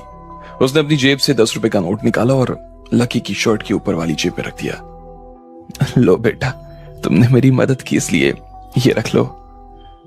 लकी लेना तो नहीं चाहता था, लेकिन अब उस बूढ़ी ने उसे उसकी जेब में रख दिया था तो लकी को भी मना नहीं करने का मन किया। अगर वो नहीं लेता तो शायद उस बूढ़ी को बुरा लग सकता था। लकी ने उसे धन्यवाद दिया और वहां से निकल गया। थोड़ी ही दूरी पर एक बड़ी सी गाड़ी में ड्राइवर बैठा था। उसने पीछे वाले शीशे में अपने बॉस को देखा और कहा, बॉस, कितना बेकार आदमी है ये। उस बेचारी बूढ़ी का कचरा उठाया और फिर उससे 10 रुपए ले लिए। लोग जरा से पैसे के लिए सच में कितने पागल हो जाते हैं ना। पीछे की सीट पर एक आदमी बैठा था जिसकी उम्र 40 के आसपास थी। वो सिगार पी रहा था और उसने अपने मुंह से धुएं का छल्ला उड़ाते हुए कहा, तुमने देखा नहीं उस खुद लड़के की हालत कितनी खराब है। उसको देखकर तो ऐसा लग रहा है कि उसके पास काम भी नहीं है और उसकी हालत खराब है। अब उसे इस बात से क्या कोई चिंता हो सकती है? उसका पैसा कहां से आ रहा है? उसे तो बस अपना पेट भरने से मतलब है। हाँ, पर फिर वो होटल के अंदर कैसे चला गया? ड्राइवर ने फिर से पीछे की तरफ देखते हुए कहा। अरे यार, तुम भी अजीब हो। देख नहीं रहा कि उसके पास खाने के लिए पैसे नहीं है, ना ही कोई काम है। हो सकता है कि होटल में काम मांगने के लिए आया होगा। मैंने ऐसे बहुत से लोग देखे हैं जो इस तरह से काम मांगने के लिए आते हैं। अच्छा, हाँ, ये भी सकता है सर। वैसे सर, आप होटल के अंदर नहीं जा रहे हैं क्या? 8 बजने वाले हैं, आपको देर नहीं हो रही क्या? तुम हमेशा ड्राइवर के ड्राइवर ही रहोगे। अगर बड़ा आदमी जल्दी होटल के अंदर चला जाएगा और वहां बैठकर सब लोगों का इंतजार करेगा तो अच्छा लगेगा क्या? जब तक सब लोगों होटल के अंदर दाखिल नहीं हो जाते तब तक मैं अंदर जाने वाला नहीं हूं। फेस वैल्यू नाम की भी कोई चीज होती है यार। हाँ बॉस, सॉरी, ये बात तो मेरे दिमाग में ही नहीं आई। आप सच में बहुत चालाक हो। ड्राइवर ने उसकी तरफ मुस्कुराते हुए देखा और कहा। इधर लकी बैंक्वेट हॉल का रास्ता ढूंढने लगा। उससे पहले तो वो बाथरूम गया और उसने जो कपड़े पहने थे उन्हें ठीक करने लगा। उस हॉल में लगभग 10 टेबल लगी हुई थी और हर टेबल के ऊपर 8 से 9 लोग बैठे हुए थे। सब लोग मिलाकर वो 80 से 90 लोग के आसपास होंगे। उनमें से लगभग सभी लोग पहुंच चुके थे। दीवार पर वहां लंबे से बैनर लगे हुए थे। उसमें लिखा था Maheshwari school get together Jaipur. उनमें से आधे से ज्यादा लोग एक दूसरे को जानते थे और उनसे बात कर रहे थे। उनमें सबसे ज्यादातर लोग अपनी ही भाषा में बात कर रहे थे और लकी को यह देखकर अच्छा लग रहा था कि वो सब उसकी भाषा में बात कर रहे थे। जैसे ही लकी उन लोगों के पास जाने के लिए आगे बढ़ा, इतने में फिर से उसका फोन बज उठा। लकी ने उसे अपनी जेब से निकाला और उठा लिया। ये लकी की मां अभिलाषा का ही फोन था। उन्हें लकी से बात करने के बाद उसकी और ज्यादा याद आ रही थी। उन्होंने लकी के लिए ललित में पहले ही एक और सीट बुक करा रखी थी और अब उनसे लकी को देखे बिना रहा नहीं जा रहा था। इसलिए उन्होंने अपनी बुकिंग कैंसिल करवा दी और अपने लिए जयपुर ग्रीन में एक टेबल बुक करवा ली। वो वहां पहुंचने ही वाली थी, लेकिन लकी ने उन्हें पहले ही कह दिया था कि वो पहले सिमोना और बाकी दोस्तों से मिलने वाला था और पार्टी खत्म होने के बाद उनके पास आने वाला था। लकी ने इधर फोन काट दिया और फिर जैसे ही उसे इस चीज का ख्याल आया, वो और उसकी मां एक ही होटल में थे, तो उसे तन बदन में मानो खून के करंट दौड़ पड़े। लकी! ठीक इसी वक्त सिमोना लकी के पास आकर खड़ी हो गई। जैसे ही लकी उसकी दिशा में घुमा तो सिमोना उसे बड़े ही अजीब सी नजरों से देख रही थी। अरे, ये तुम कैसे कपड़े पहन कर आ गए यार? कुछ सही पहन कर आता ना। वो मैं। इससे पहले कि लकी अपनी तरफ से उसकी इस बात का कोई जवाब देता, सिमोना ने फिर से कहा, चलो कोई बात नहीं, अब जो पहना है ठीक है, आओ इधर आओ, बैठ जाओ। लकी उसकी बात सुनकर मुस्कुरा दी और फिर सिमोना के साथ एक टेबल की तरफ जाने लगा। उसने देखा कि जिस टेबल पर सिमोना उसे ले जा रही थी, उस टेबल पर श्रेया भी पहले से बैठी हुई थी। सिमोना, ये कौन है और ये ऐसे कपड़े क्यों पहन कर आए यार? श्रेया ने लकी की टांग खिंचाई करते हुए कहा। हाँ यार, इसके कपड़े तो गंदे हैं, पर अब। इससे पहले कि सिमोना कुछ आगे बोल पाती, इतने में उसके आसपास बैठे हुए लोगों ने उसे देखा और बोले, अरे यार, ये इसके सिर पर क्या है? पसीने के निशान हो रहे हैं क्या? पर यहाँ पर बिना नहाए हुए आया है क्या? हाँ, और कितनी बदबू आ रही है इसमें से। इसे कम से कम नहा कर तो आना चाहिए था ना। एक औरत जो लकी के पास बैठी हुई थी, उसने अपनी नाक पर अपना हाथ रख लिया। लकी को इस बात की उम्मीद नहीं थी कि उसके साथ इस तरह का व्यवहार किया जाएगा। ये सब देखकर उसे बहुत बुरा लगा। लकी को लगा कि सब उसे देखकर खुश हो जाएंगे और उसे बड़े प्यार से पेश आएंगे, लेकिन फिर उसे लगा कि वो शायद ज्यादा ही कुछ सोच रहा था। वो सच में नहा कर नहीं आया था और उसके शरीर में से बदबू तो आ रही थी। ऐसे में अगर लोग उसके बारे में इस तरह की कोई बात कर भी रहे थे तो उसे दिल पर नहीं लेना चाहिए था। अरे श्रेया, तुमने अपनी बात पूरा नहीं की, तुम क्या कह रही थी? एक लड़के ने कहा जो उसकी ही टेबल पर बैठा था। इस टेबल पर जो सबसे खूबसूरत लड़की थी वो श्रेया ही थी। उससे सुंदर इस टेबल पर और कोई नहीं था। वैसे तो किसी को उसकी बात सुनने में कोई दिलचस्पी नहीं थी, लेकिन हर कोई बस उसे खुश करने की कोशिश में लगा था। हर कोई इस कोशिश में था कि वो अगर श्रेया से अपनी बात आगे बढ़ा सके तो वो उसकी बात ही बन जाएगी। जैसे ही उस लड़के ने कहा कि वो श्रेया की बात सुनना चाहता था, तो सब लोगों ने हाँ में हाँ मिला दी। नहीं, उस बात को छोड़ो, मैं ना तुमसे उससे भी कुछ इंटरेस्टिंग बात बताती हूँ, और मैं इस बात की गारंटी लेती हूँ कि आज तुम लोगों ने ऐसा अभी तक कुछ नहीं सुना होगा जो मैं तुम्हें बताने वाली हूँ। श्रेया ने अपने बालों को कान पर लाते हुए पीछे खिसकाते हुए कहा और मुस्कुराने लगी। अरे तो जल्दी बताओ ना, वैसे भी खाना आने में इतनी देर लग रही है तो कम से कम बातों से ही पेट भरें। एक दूसरे लड़के ने कहा। इधर श्रेया ने अपना गला साफ किया और फिर वो जानबूझकर लकी की दिशा में देखने लगा। फिर उसने अपनी बात शुरू की और कहा, पिछली बार जब मैं अपने दोस्त के साथ एक टूर से आ रही थी ना, और जयपुर स्टेशन पर उतरी तो मैं पास में शर्मा होटल पर रुकने आई। वो होटल वहीं स्टेशन के पास में है। श्रेया को यूं तो हमेशा एक अमीर लड़के को बॉयफ्रेंड बनाने की दिली तमन्ना थी, लेकिन जब भी उसका बॉयफ्रेंड शिवांग उसके साथ नहीं होता तो वो लोगों से कहती कि वो उसका दोस्त है, ताकि वो बाकी लड़कों के लिए ऑप्शन खुला रख सके। उसे इस बात की पूरी संभावना लगती कि उसे शिवांग से भी अमीर लड़का हाथ लग सकता था। अरे शर्मा होटल, यार वो तो बड़ा महंगा है, मैं एक बार वहां गया था, रुका था तो मेरा कमरा 4,000 रुपए में मिला। हाँ श्रेया, तुम इतने महंगे होटल में रुकी, क्या बात है यार। इधर लकी ने भी श्रेया को शर्मा होटल के बारे में बात करते सुना और उसे उसके मुंह से ये नाम सुनकर थोड़ा सा बुरा लगा। वो जानता था कि अब श्रेया उससे ही जुड़ी कोई बात करने वाली थी। उसने जैसे ही श्रेया को देखा तो वो उसे देखकर मुस्कुराने लगी। हाँ, तो जब मैं फ्रंट डेस्क पर पहुंची ना तो मैंने वहां पर एक आदमी को खड़ा देखा। उस आदमी ने बहुत बुरे कपड़े पहने थे, हर तरफ से गंदे और फटे हुए, और उसकी शक्ल देखकर ऐसा लग रहा था कि उसकी जेब में 2 रुपए भी नहीं थे। उसके जूते में मिट्टी लगी हुई थी और उसके चेहरे पर बहुत ज्यादा पसीना आया हुआ था। उसके बाद उसने फिर से लकी की दिशा में देखा और फिर सबकी तरफ देखते हुए बोली, वैसे है उसके जैसा एक आदमी अभी इस वक्त हमारे बीच भी हॉल में मौजूद है। बाकी लोग ने जैसे ही ये बात सुनी तो वो सीधा लकी की दिशा में देखने लगे। क्या इसके जैसा आदमी शर्मा होटल में रुकने के लिए गया था? तुमने ठीक से तो देखा था ना? अरे हाँ, चलो मेरे पास तो थोड़े पैसे थे तो मैं उधर रुक सकती थी। पहले तो मैं खुद भी यही सोच रही थी कि नहीं यार बहुत महंगा हो जाएगा, लेकिन इस आदमी की हिम्मत देखकर मेरा दिमाग खराब हो गया। 200 रुपए में वहां कमरा का गद्दा नहीं मिलता और ये साहब पहुंच गए वहां। श्रेया ने कहा, नहीं श्रेया, मुझे तो लगता है कि ये वहां किसी वेटर की जॉब वॉब के लिए गया होगा। इसके जैसे आदमी वहां कमरा कैसे ले सकते हैं यार, कौन देगा इन्हें? अरे नहीं, वो वहां किसी नौकरी के लिए नहीं गया था, बल्कि वो सच में होटल में कमरा लेने आया था। उसने सबसे पहले तो अपने लिए एक बड़ा सा कमरा खुलवा लिया, लेकिन बाद में उसे ना जाने क्या हुआ, फिर उसने जब अपने पेमेंट के लिए कहा ना तो उसने अपनी जेब से न्यू सिटी बैंक का कार्ड निकाल के दे दिया। श्रेया ने कहा और फिर से लकी की तरफ देखने लगी। लकी को यह सब ठीक नहीं लग रहा था। अब ये पार्टी क्या मोड़ लेने वाली थी? आपको क्या लगता है, क्या होंगे इन सभी सवालों के जवाब? कमेंट बॉक्स में कमेंट करके हमें जरूर बताएं और सभी सवालों के जवाब को जानने के लिए सुनते रहिए इंस्टा मिलीनियर सिर्फ पॉकेट एफएम पर। लकी जब होटल में घुस ही रहा था तो इतने में उसने देखा कि उसके सामने एक बूढ़ी का कचरा नीचे गिर गया। लकी ने उसकी मदद की और फिर होटल के अंदर आ गया। जैसे ही वो अंदर पहुंचा तो इतने में उसे पता चला कि उसकी मां भी इसी होटल के अंदर आ चुकी है। लकी ये सुनकर काफी खुश हो गया, लेकिन उसे मालूम नहीं था कि श्रेया उसका मूड खराब करने के लिए अंदर बैठी थी। पर वो वहां जाते ही शर्मा होटल वाला किस्सा सुनाने लगी। क्या बात है यार, गूगल पर उसका जो सबसे प्रीमियम कमरा है वो 12,000 रुपए का है। खैर 12,000 रुपए उस आदमी के लिए कोई बड़ी बात नहीं है। जिसके पास न्यू सिटी बैंक का कार्ड है वो अपने आप में करोड़पति आदमी होता है। हाँ, हो सकता है ये आदमी बहुत अमीर हो, लेकिन लोगों को दिखा नहीं रहा है कि ये कितना अमीर है। बहुत से लोग भारत में ऐसे हैं जो दिखाते नहीं कि वो कितने अमीर है। भले ही वो बाजार में किसी छोटी सी गाड़ी पर घूमते हुए नजर आते हैं, लेकिन उनके घर में 10 फरारी खड़ी रहती है और वो फरारी चला चला कर बोर हो जाते हैं, इसलिए वो ऐसी गाड़ी में घूमने आते हैं। ये सुनकर लकी और बाकी लोग एक बार के लिए झटका खा गए। उन्हें लगने लगा कि शायद लकी भी इसी तरह का आदमी था और अब सब लोगों की नजर फिर से लकी के ऊपर टिक गई।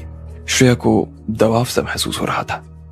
अरे उसके बाद क्या हुआ बताओ ना, एक लड़की ने कहा। श्रेया बने अपने गले साफ किया और बोली, तुम लोग भी ना कुछ कुछ सोच लेते हो। खैर पहले मैं तो ऐसा ही सोच रही थी, मुझे लगा कि ऐसा कोई आदमी है जो अमीर है, लेकिन देखा नहीं कि वो अमीर है। लेकिन जब उसके पेमेंट करने का अपना बारी आया ना, उसने काट दिया तो वो काम ही नहीं किया। उस आदमी ने पूछा कि क्या आप किसी और तरह से पेमेंट कर सकते हैं, तो इसने कैश निकालने की कोशिश की, लेकिन इसकी जेब में सिर्फ 1,000 रुपए निकले। आखिर में वो कमरे का किराया दे ही नहीं पाया और निकल गया वहां से। ये सुनते ही सब लोगों का मुंह एक बार फिर के लिए बंद हो गया और वो गुस्से से लकी की तरफ देख रहे थे। अगर मैं एक ऐसा होटल खोलूं ना और कोई मेरी होटल पर इतना बड़ा कार्ड लेकर आए और उसके कार्ड में पैसे ना निकले ना, मैं उसे लात मारकर बाहर निकाल दूं। एक लड़के ने कहा, अरे नहीं यार, तुम इतने सीरियस क्यों हो रहे? ये तो एक सिर्फ मजाक था। वैसे लकी वो आदमी सच में मजाक ही था ना? हाँ, श्रेया ने लकी की तरफ देखते हुए कहा। लकी ने अपनी गर्दन नीचे झुकाई और चुपचाप अपना सलाद खाने लगा। क्या बात है यार, अभी तक प्रांजल क्यों नहीं आया? वो ही तो पूरा इवेंट होस्ट करवा रहा है ना, और वो ही नहीं आया। 8 बज चुके हैं। किसी ने प्रांजल के बारे में बात करते हुए कहा। अभी किसी ने उनसे बात हुई है। उसके ड्राइवर ने कहा है कि रास्ते में है वो अभी। ऐसे में हमें तो खाना खाना शुरू कर देना चाहिए, वो बस थोड़ी देर में आता ही होगा।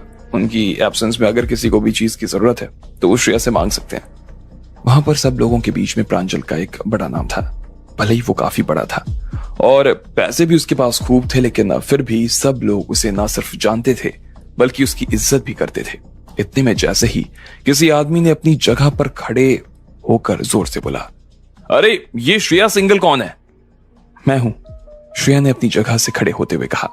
इसके बाद उसने कुर्सी छोड़कर सब लोगों की तरफ देखते हुए बोली, मैं प्रांजल से पहले भी मिल चुकी हूं। उन्होंने कहा था कि उनकी जगह मैं सारा काम देख सकती हूँ। आप लोगों का किस चीज की जरूरत है, आप लोग मेरे साथ आ सकते हैं, मैं आपके लिए अरेंज करवा दूंगी, श्रेया ने कहा। इसके बाद उसने वेटर को इशारा किया और उसके कहने के बाद में वेटर ने सब लोगों को खाना सर्व करना शुरू कर दिया। श्रेया और प्रांजल के बीच में जो रिश्ता था वो काफी अजीब था। वो इतना आसान नहीं था जितना कि लोगों को दिखाई देता था। वैसे भी शिवांग को सिर्फ अपनी पीठ के ऊपर ढो रही थी वो, और जहां तक बात प्रांजल की थी, वो तो काफी महीनों से उसे मनाने की कोशिश में लगी थी। हो सकता था श्रेया ने उसे आज का ये इवेंट होस्ट करने के लिए कहा था। बस उसका इशारा होने भर की देर थी और उसके बाद एक ऐसी डिश सर्व होनी शुरू हो चुकी थी। तो पहले तो हम लोग खाना शुरू करते हैं। मैं आप लोगों से कुछ बात करना चाहती हूँ। आज जो हम इकट्ठा हुए ना, इनमें हम सब आप सबको मिस कर रहे हैं और इसलिए मिल रहे हैं सब। और साथ में हम ये कसम खाएंगे कि आज के बाद हम जहां भी जाएंगे ना, एक दूसरे की मदद करेंगे। हो सकता है कि हमें से बहुत लोग एक दूसरे से पहली बार मिल रहे हो, ऐसे में एक दूसरे के साथ इंट्रोडक्शन कर लेना चाहिए और इसके साथ हमें ये भी बता देना चाहिए कि हमें से कौन क्या क्या कर रहा है, ताकि अगर किसी तरह की मदद की जरूरत हो तो वो बता सके। इसके साथ ही हमें यह भी पता चल जाएगा कि कौन अभी हमारी लाइन में काम कर रहा है और इसके चाहिए हम लोगों को मदद कर सकते हैं आके। समझे आप? श्रेया ने जैसे ही अपनी बात खत्म की तो सब लोगों को उसकी बात पसंद आई और वो उसके लिए ताली बजाने लगी। लकी ने श्रेया को देखा जो कि स्टेज पर खड़ी होकर बात कर रही थी। लकी उसे देख रहा था। उसे देखकर लकी को चिढ़ सी महसूस होने लगी। वो समझ गया कि श्रेया जो कर रही थी वो उसी के लिए कह रही थी। इससे पहले कि वो अपनी जगह से खड़ा होता दूसरी तरफ जाता, इतने में सिमोना ने उसे रोक लिया। उसकी आंखें को देखकर ऐसा लग रहा था जैसे वो उससे माफी मांग रही थी। मुझे माफ कर देना, शायद मुझे तुम्हें यहां नहीं बुलाना चाहिए था। लकी को तो बहुत गुस्सा आ रहा था, लेकिन फिर उसने सिमोना को देखा और मुस्कुराते हुए बोला, कोई बात नहीं। लकी ने सोचा कि भले ही वो सैंडविच बनाने का काम कर रहा था, लेकिन ऐसा नहीं था कि उसे किसी तरह की मदद की जरूरत थी। सैंडविच बेचना भी उसके लिए कोई शर्म की बात नहीं थी। यह सोचते ही लकी और शांत हो गया और चुपचाप अपना खाना खाने लगा। चलो अब इंट्रोडक्शन की शुरुआत करते हैं। सबसे पहले मैं आप सभी को अपना इंट्रोडक्शन देती हूँ। मेरा नाम श्रेया है। मैं अभी यूनिवर्सिटी में पढ़ाई कर रही हूँ, इसलिए मैं किसी की कोई खास मदद नहीं कर पाऊंगी, सॉरी। उल्टा आप मेरी मदद कर सकते हैं। ओके, चलिए मजाक से इधर। भले ही मैं पढ़ाई कर रही हूँ, लेकिन थोड़ा मोड़ा तो मैं कर ही सकती हूँ ना। भले ही वो अभी पढ़ाई कर रही थी और उसके पास किसी तरह का कोई पावर नहीं था, लेकिन वो जिस तरह से अपने आप को सबके सामने प्रेजेंट कर रही थी, वो जितनी सुंदर दिख रही थी, उतनी अच्छी तरह से वो लोगों से बात कर रही थी। अब इसके बाद बाकी लोगों को अपनी अपनी जगह से उठकर आना था और अपने अपने बारे में बताना था। मैं गेल ग्रुप में काम करता हूँ। हम लोगों का कार के पार्ट्स मैन्युफैक्चर करने का काम है। मैं आप सब लोगों से काफी पहले ही स्कूल से निकल चुका था, और किसी को इन फ्यूचर कार खरीदने पड़े तो मेरे पास आ सकते हैं। मैं कॉलेज में काउंसलिंग का काम देखता हूँ। अगर आप में से किसी को भी पढ़ाई से जुड़ी कोई चीज पूछनी हो तो वो मेरे पास आ सकते हैं। मैं सॉफ्टवेयर कंपनी में काम करता हूँ, और अगर किसी को भी इस तरह से सब लोग अपने बारे में बता रहे थे, कोई भी अपने आप को किसी दूसरे से कम तो नहीं समझ रहा था, और ना ही वो समझना चाहता था कि उसे कोई किसी और से कम समझे। अगर वो किसी बड़ी सी कंपनी में छोटा सा काम भी करता तो ऐसे बताता कि वो बहुत बड़ा आदमी था। हर कोई अपने अपने बारे में बात किए जा रहा था, और ऐसे बहुत से लोग थे जिन्हें ये आइडिया काफी अच्छा लगा। चलो अब तुम भी अपनी जगह उठो और अपने बारे में बताओ। इतने में श्रेया ने लकी की तरफ देखते हुए कहा। जैसे ही लकी ने उसे अपनी तरफ देखते हुए देखा तो लकी के तो होश उड़ गए। उसने अपनी चम्मच नीचे रखी। एक बार के लिए वो झिझका और फिर अपनी जगह से खड़ा हुआ और स्टेज की तरफ बढ़ने लगा।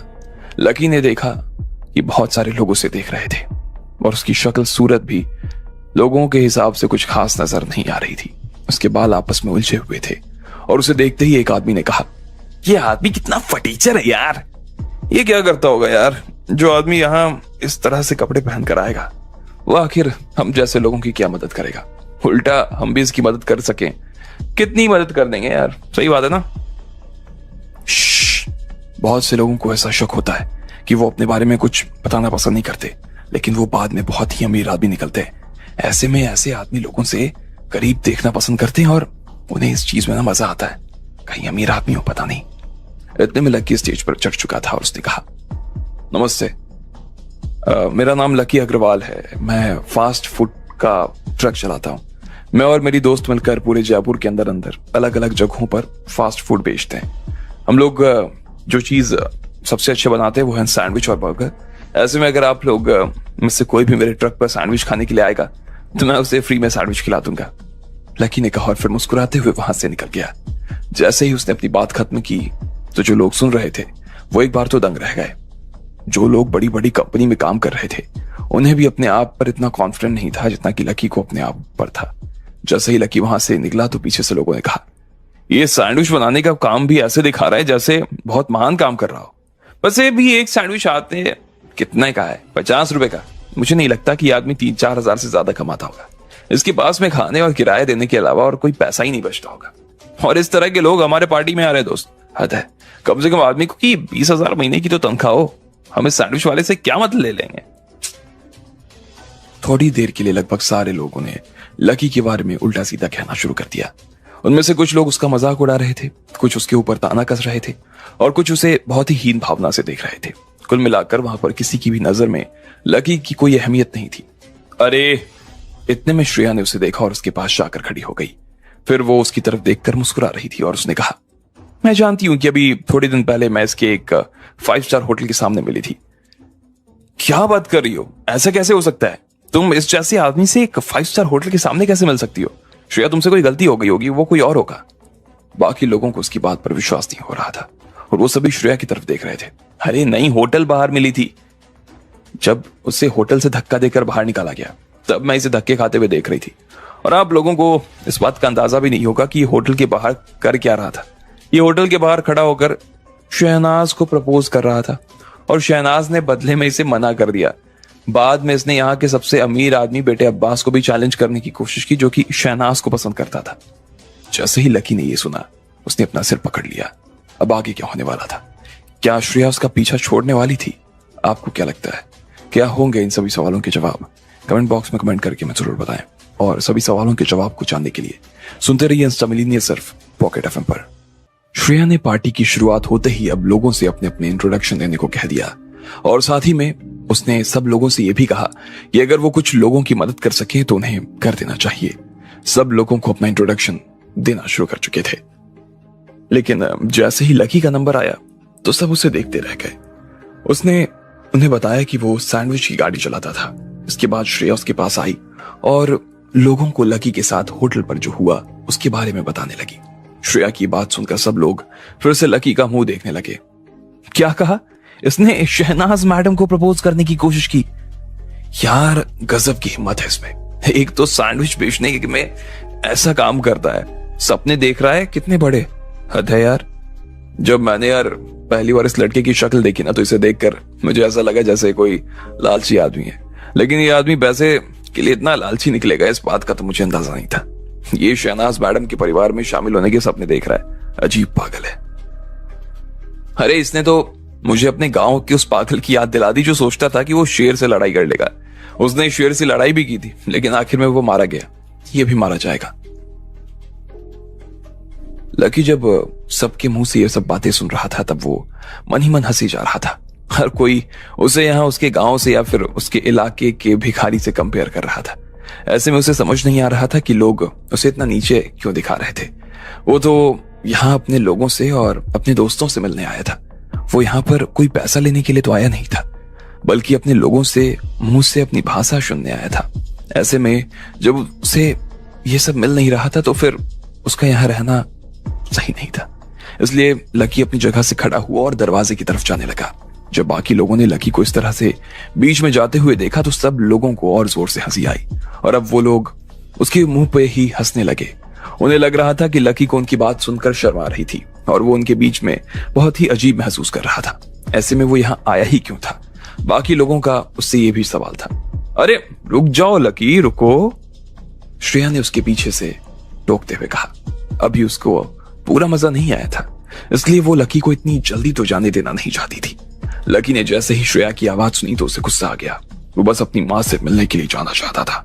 जैसे ही वो दरवाजा खोलकर बाहर निकलने वाला था कि इतने में बाहर से दरवाजा खुला और एक 40 के करीब का आदमी अपने मोटे पेट के साथ अंदर दाखिल हो गया। वो कोई और नहीं बल्कि प्रांजलि था, जिसने इस मीटिंग को ऑर्गेनाइज किया था। ये तो जैसे ही प्रांजल ने लकी को देखा तो उसके मुंह से निकला, लेकिन वो लकी को जानता नहीं था, इसलिए जैसे ही उसने लकी की आंखों में देखा तो वो हल्की सी कांप गई। प्रांजल जी, उसे जाने मत देना, हमारा गेस्ट है, श्रेया ने प्रांजल से जल्दबाजी में कहा। इतने में वो खुद लकी के पास आ गई और उसने लकी को आगे बढ़ने से रोक दिया। फिर उसने प्रांजल की तरफ देखते हुए और मुस्कुराते हुए बोला, वो क्या है कि लकी को शायद लोगों की बातों का थोड़ा बुरा लग गया, इसलिए जा रहा है यहां से। ओहो, अरे भाई कोई बात नहीं यार, हम सब एक साथ ही तो हैं, वो तो बस ऐसे ही मजाक कर रहे होंगे, इसलिए तुम्हें उनकी बातों को ज्यादा सीरियसली नहीं लेना चाहिए। अब चलो, मेरे कहने से ही सही, लेकिन जरा अंदर चलो, बैठो। लकी ने सोचा कि आज प्रांजल ने ही उन सबको यहाँ पे इकट्ठा किया था और इसलिए वो उसे मना नहीं कर सकता था। उसने एक पल के लिए प्रांजल को देखा और फिर अंदर चला गया। इनकी बातों को दिल पे मत ले लेना यार, तुम बोलो तो मैं इनकी तरफ से तुमसे माफी मांगता हूं। लकी का हाल देखकर सिमोना को भी काफी अच्छा नहीं लग रहा था और इसलिए वो लकी के पास आकर खड़ी हो गई। जैसे ही सिमोना ने लकी से माफी मांगी तो उसका गुस्सा थोड़ा सा शांत हुआ। ठीक इस वक्त इस होटल के दूसरे कोने में लकी की वहां भी बैठी थी और उनके साथ एक आदमी बैठा था जो कि कोई और नहीं बल्कि रुस्तम डांगी था। इस वक्त उसकी मां अभिलाषा को बिजनेस के कारण यहां आना पड़ा और साथ ही वो इस मौके का फायदा अपने बेटे से मिलने के लिए उठाने वाली थी। जब से उसकी परीक्षा खत्म हुई उसके बाद से उसकी मां को आज मौका मिला उससे मिलने का, लेकिन जिस शाम वो यहां पहुंची उस शाम उन्हें मालूम हुआ कि उनके परिवार ने उन्हें सजा दी हुई थी और लकी को परिवार के किसी भी संसाधन का इस्तेमाल करने से मनाही थी। अब ऐसे में उसकी मां को यह समझ नहीं आ रहा था कि उसकी गरीबी की ट्रेनिंग में और इस चीज में क्या अंतर था। इसलिए जैसे ही उन्हें इस बारे में पता चला तो उन्होंने तुरंत रुस्तम से मिलने के लिए सोचा।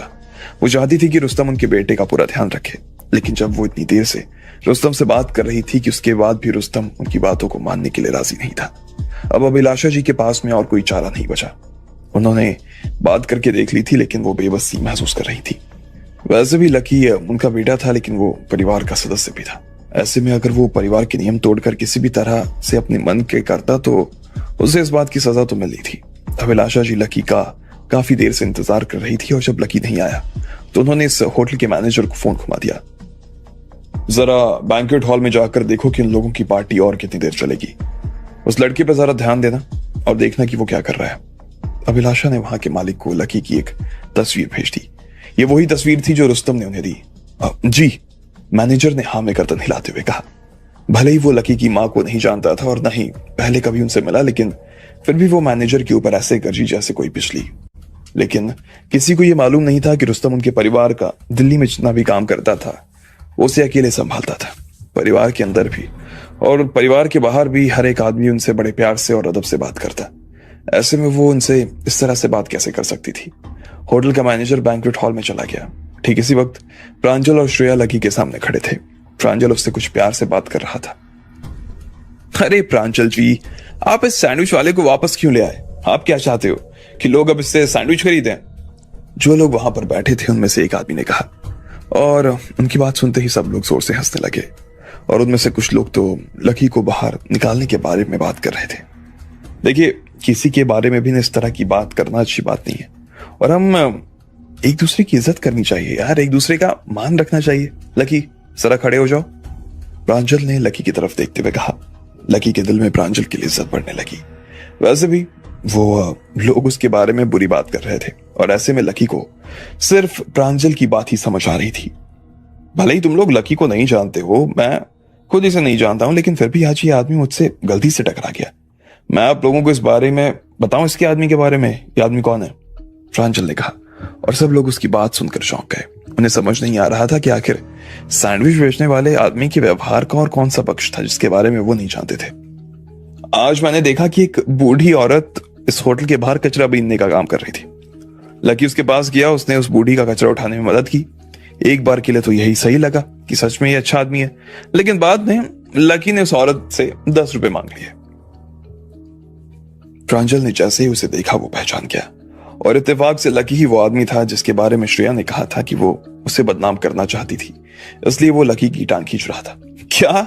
मुझे तो लगा ये आदमी सिर्फ गरीब था, लेकिन मुझे नहीं मालूम कि इसके अंदर नैतिकता नाम की कोई चीज नहीं है। मैं तो इसे पुलिस के हवाले कर देना चाहता हूं। इसने सिर्फ अपना ही नहीं बल्कि हम लोगों का नाम खराब कर दिया। लकी के प्रति अब लोगों का नजरिया और ज्यादा बदल गया।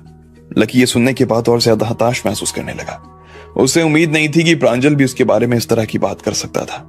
जैसे ही प्रांजल ने अपनी बात खत्म की, उसके बाद प्रांजल और श्रेया एक दूसरे की तरफ देखते हुए हंसने लगे और लकी को भी ऐसे देखकर उन्हें शर्म आ गई। वो अब समझ चुका था कि ये जो कुछ हो रहा था ये श्रेया और प्रांजल की मिली भगत की वजह से हो रहा था। लकी अब वहां से बाहर निकल आना चाहता था और इसलिए उसने किसी तरफ ध्यान नहीं दिया और सीधा दरवाजे के बाहर आने लगा। रुक जाओ! इतने में प्रांजल ने फिर से लकी को रोक दिया और उसके चेहरे पर हंसी साफ नजर आने लगी। तुम्हें क्या लगता है मैं कोई बेकार फिल्म हूं जिसे तुम इग्नोर करके जा रहे हो? ऐसा थोड़ी है कि तुम ऐसे ही चले जाओगे। ऐसे ही चले जाओगे? ऐसे कैसे? सबसे पहले तो तुमने जो खाया उसके पैसे यहाँ टेबल पर रखो। मैंने एक टेबल का कॉस्ट ना 8,000 रुपए, इसलिए जाने से पहले टेबल पर 12,000 रुपए रख दो। सिमोना को प्रांजल की यह बात बिल्कुल अच्छी नहीं लगी। वो इस बात पर अपनी जगह खड़ी हुई और प्रांजल की तरफ देखते हुए बोली, प्रांजल जी, आपने ये नहीं कहा था कि यहाँ हमें खाने के लिए पे करना होगा। आप खुद बोले थे कि ये जो कुछ होगा ये आपकी तरफ से हो रहा है। ये बात सुनकर प्रांजल को हंसी आ गई और उसने कहा, हाँ हाँ तुमने बराबर क्या, मैंने ऐसा ही कहा था, लेकिन मैंने सब ईमानदार लोगों को यहाँ बुलाया है। अब सब लोग इसी तरह गंदे और गरीब हैं और इस तरह के अनैतिक व्यक्ति हैं, तो फिर सब लोगों को पैसा देकर जाना पड़ेगा। मैं इस जैसे आदमी पर अपने पैसे उड़ाने के बजाय किसी पागल कुत्ते को ना खिलाना पसंद करूंगा, समझी तुम? ये सुनते ही सिमोना का मुंह मानो बंद हो गया। अब उसे ऐसा महसूस होने लगा कि उसने लकी के साथ बेईमानी की थी, लेकिन लकी ने कुछ ज्यादा खाया नहीं है, इसलिए सिर्फ सलाद खाया है इसने। ऐसे में किस बात के 12,000 रुपए? जो भी खाए हो, टेबल 12,000 ही बैठता है। वैसे भी इसने जो छोड़ा है वो कौन सा ही खा सकता है, प्रांजल ने कहा। ठीक इसी वक्त बैंक्वेट का दरवाजा 3 बार के लिए बच गया और इतने में एक अंदर आदमी घुसा। वो कोई और नहीं बस होटल का मैनेजर था। ओह! मैनेजर ने देखा कि वहां पर एक बड़ा और मोटा सा आदमी एक लड़के से पैसे मांगने की कोशिश कर रहा था। वो ये सब देखकर एक बार तो हैरान हो गया, लेकिन उसे समझ में नहीं आया कि उस आदमी और उस लड़के के बीच में रिश्ता क्या था। उसने जब देखा कि लकी ने इतने गंदे कपड़े पहने थे तो वो ये बात समझ गया कि वो उस औरत के बीच में जिसने उसे भेजा था उसमें और लकी में माँ बेटे का रिश्ता तो नहीं हो सकता था। ऐसे में आगे क्या होने वाला था? क्या लकी को पैसे चुकाने पड़ते या मैनेजर उसे आके बचा लेता? आपको क्या लगता है, क्या होंगे इन सभी सवालों के जवाब? कमेंट बॉक्स में कमेंट करके हमें जरूर बताएं और सभी सवालों के जवाब को जानने के लिए सुनते रहिए इंस्टा मिलियनेयर सिर्फ पॉकेट एफएम पर। लकी को प्रांजल ने रोक तो लिया था, लेकिन उसे रोकने के बाद भी वो उसके बारे में काफी बुरी बात कर रहा था। वो कह रहा था कि वो उसके अंदर किसी तरह की कोई नैतिकता नहीं देखता और ये बात लकी को बुरी लगी।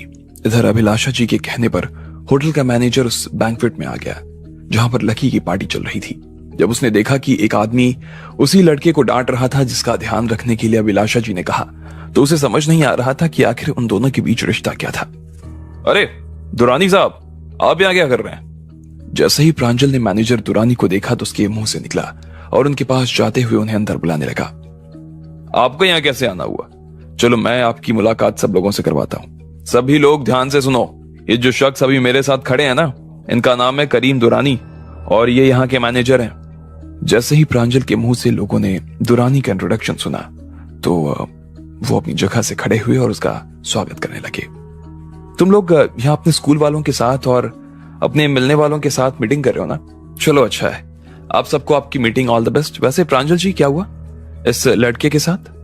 अभी इसके साथ ऐसे क्यों बात कर रहे थे आप? अरे दुरानी साहब, आपको इस आदमी की चिंता करने की जरूरत नहीं है, वो तो बस ऐसे ही की। प्रांजल ने ऊपर ऊपर से दुरानी को अभी जो हुआ वो सारी बात समझा दी। वो उसे लकी के कर्मों के बारे में बता रहे थे और आखिर में उसने कहा, अब आप ही बताओ, मैं ऐसे बेकार के आदमी को यहाँ से फ्री से खाना खा के जाने दूं? अगर इस आदमी ने आज पैसे नहीं चुकाए ना तो मैं इसे यहाँ आपके पास ना काम करने के लिए छोड़ जाऊंगा। दुरानी ने अपने तरफ से कुछ नहीं कहा, उसने सिर्फ उसकी बात सुनी। उसके बाद अपनी तरफ से थोड़ा सा इधर उधर की बात की और उसके बाद ये सारी बात बताने के लिए अभिलाषा जी के पास पहुंच गया। क्या बात है प्रांजल जी, आपने तो आज दुरानी जी से मिलवा दिया। हाँ, वैसे भी जयपुर ग्रीन यहाँ का बहुत बड़ा होटल है और यहाँ का मैनेजर होना भी कोई छोटी मोटी बात थोड़ी है। अब ऐसे में अगर हमारी इनसे जान पहचान हो गई तो आगे हमें ये जान पहचान काम आएगी ना। प्रांजल जी, आप तो कमाल हो। हाँ भाई, अगर एक शब्द में कहूं तो इनसे बड़ा और आदमी कोई नहीं, और आने वाले वक्त में तो सिर्फ इनका ही नाम होगा।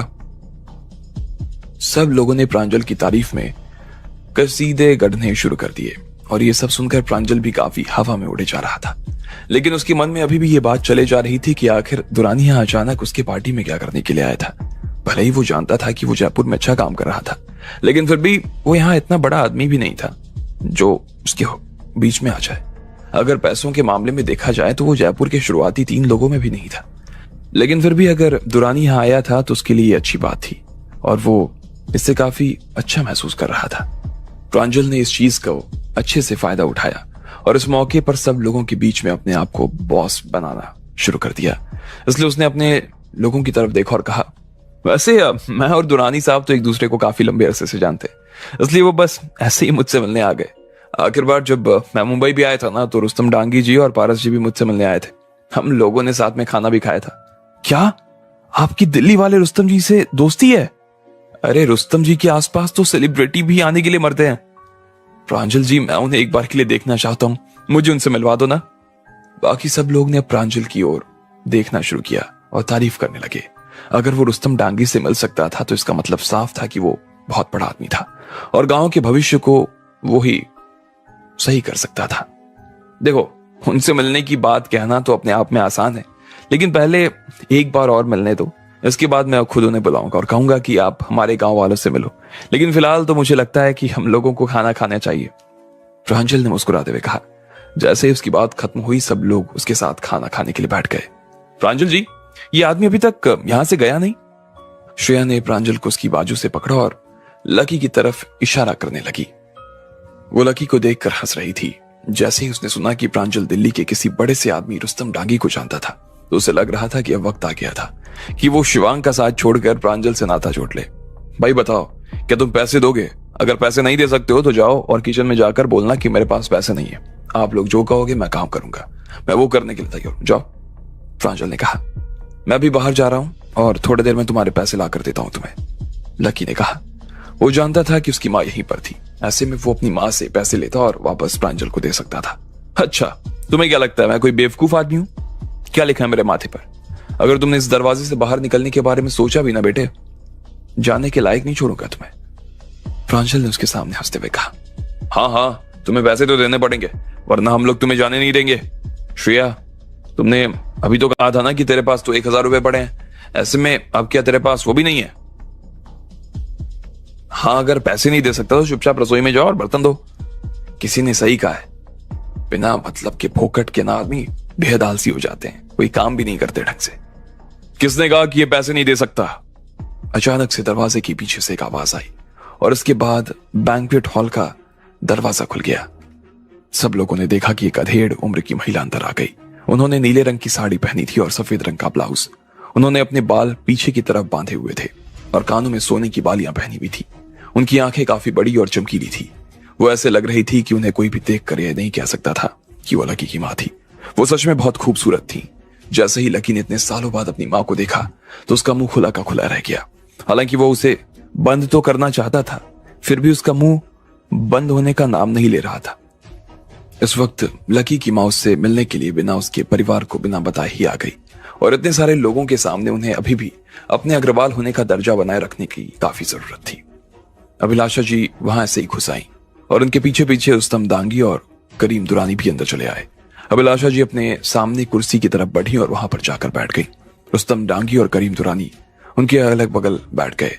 लकी भी अब जाकर अपनी मां के पीछे खड़ा हो गया। ये बाकी सब लोग बस एक दूसरे को देखे जा रहे थे।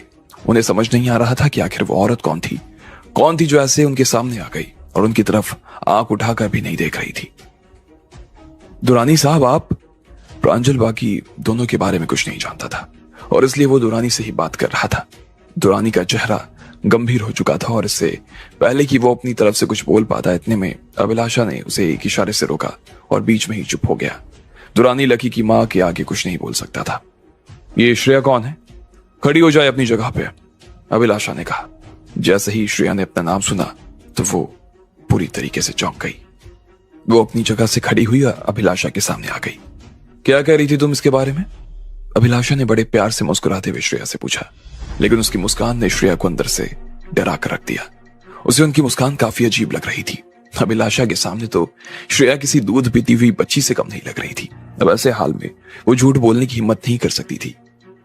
मैं कह रही थी कि मैं इसे गार्ड से बाहर निकाल पा दिया था होटल से, श्रेया ने बड़ी मुश्किल से कहा। और फिर जब उससे आगे बोला नहीं गया तो उसने अभिलाषा जी के सामने अपने हाथ जोड़ लिए।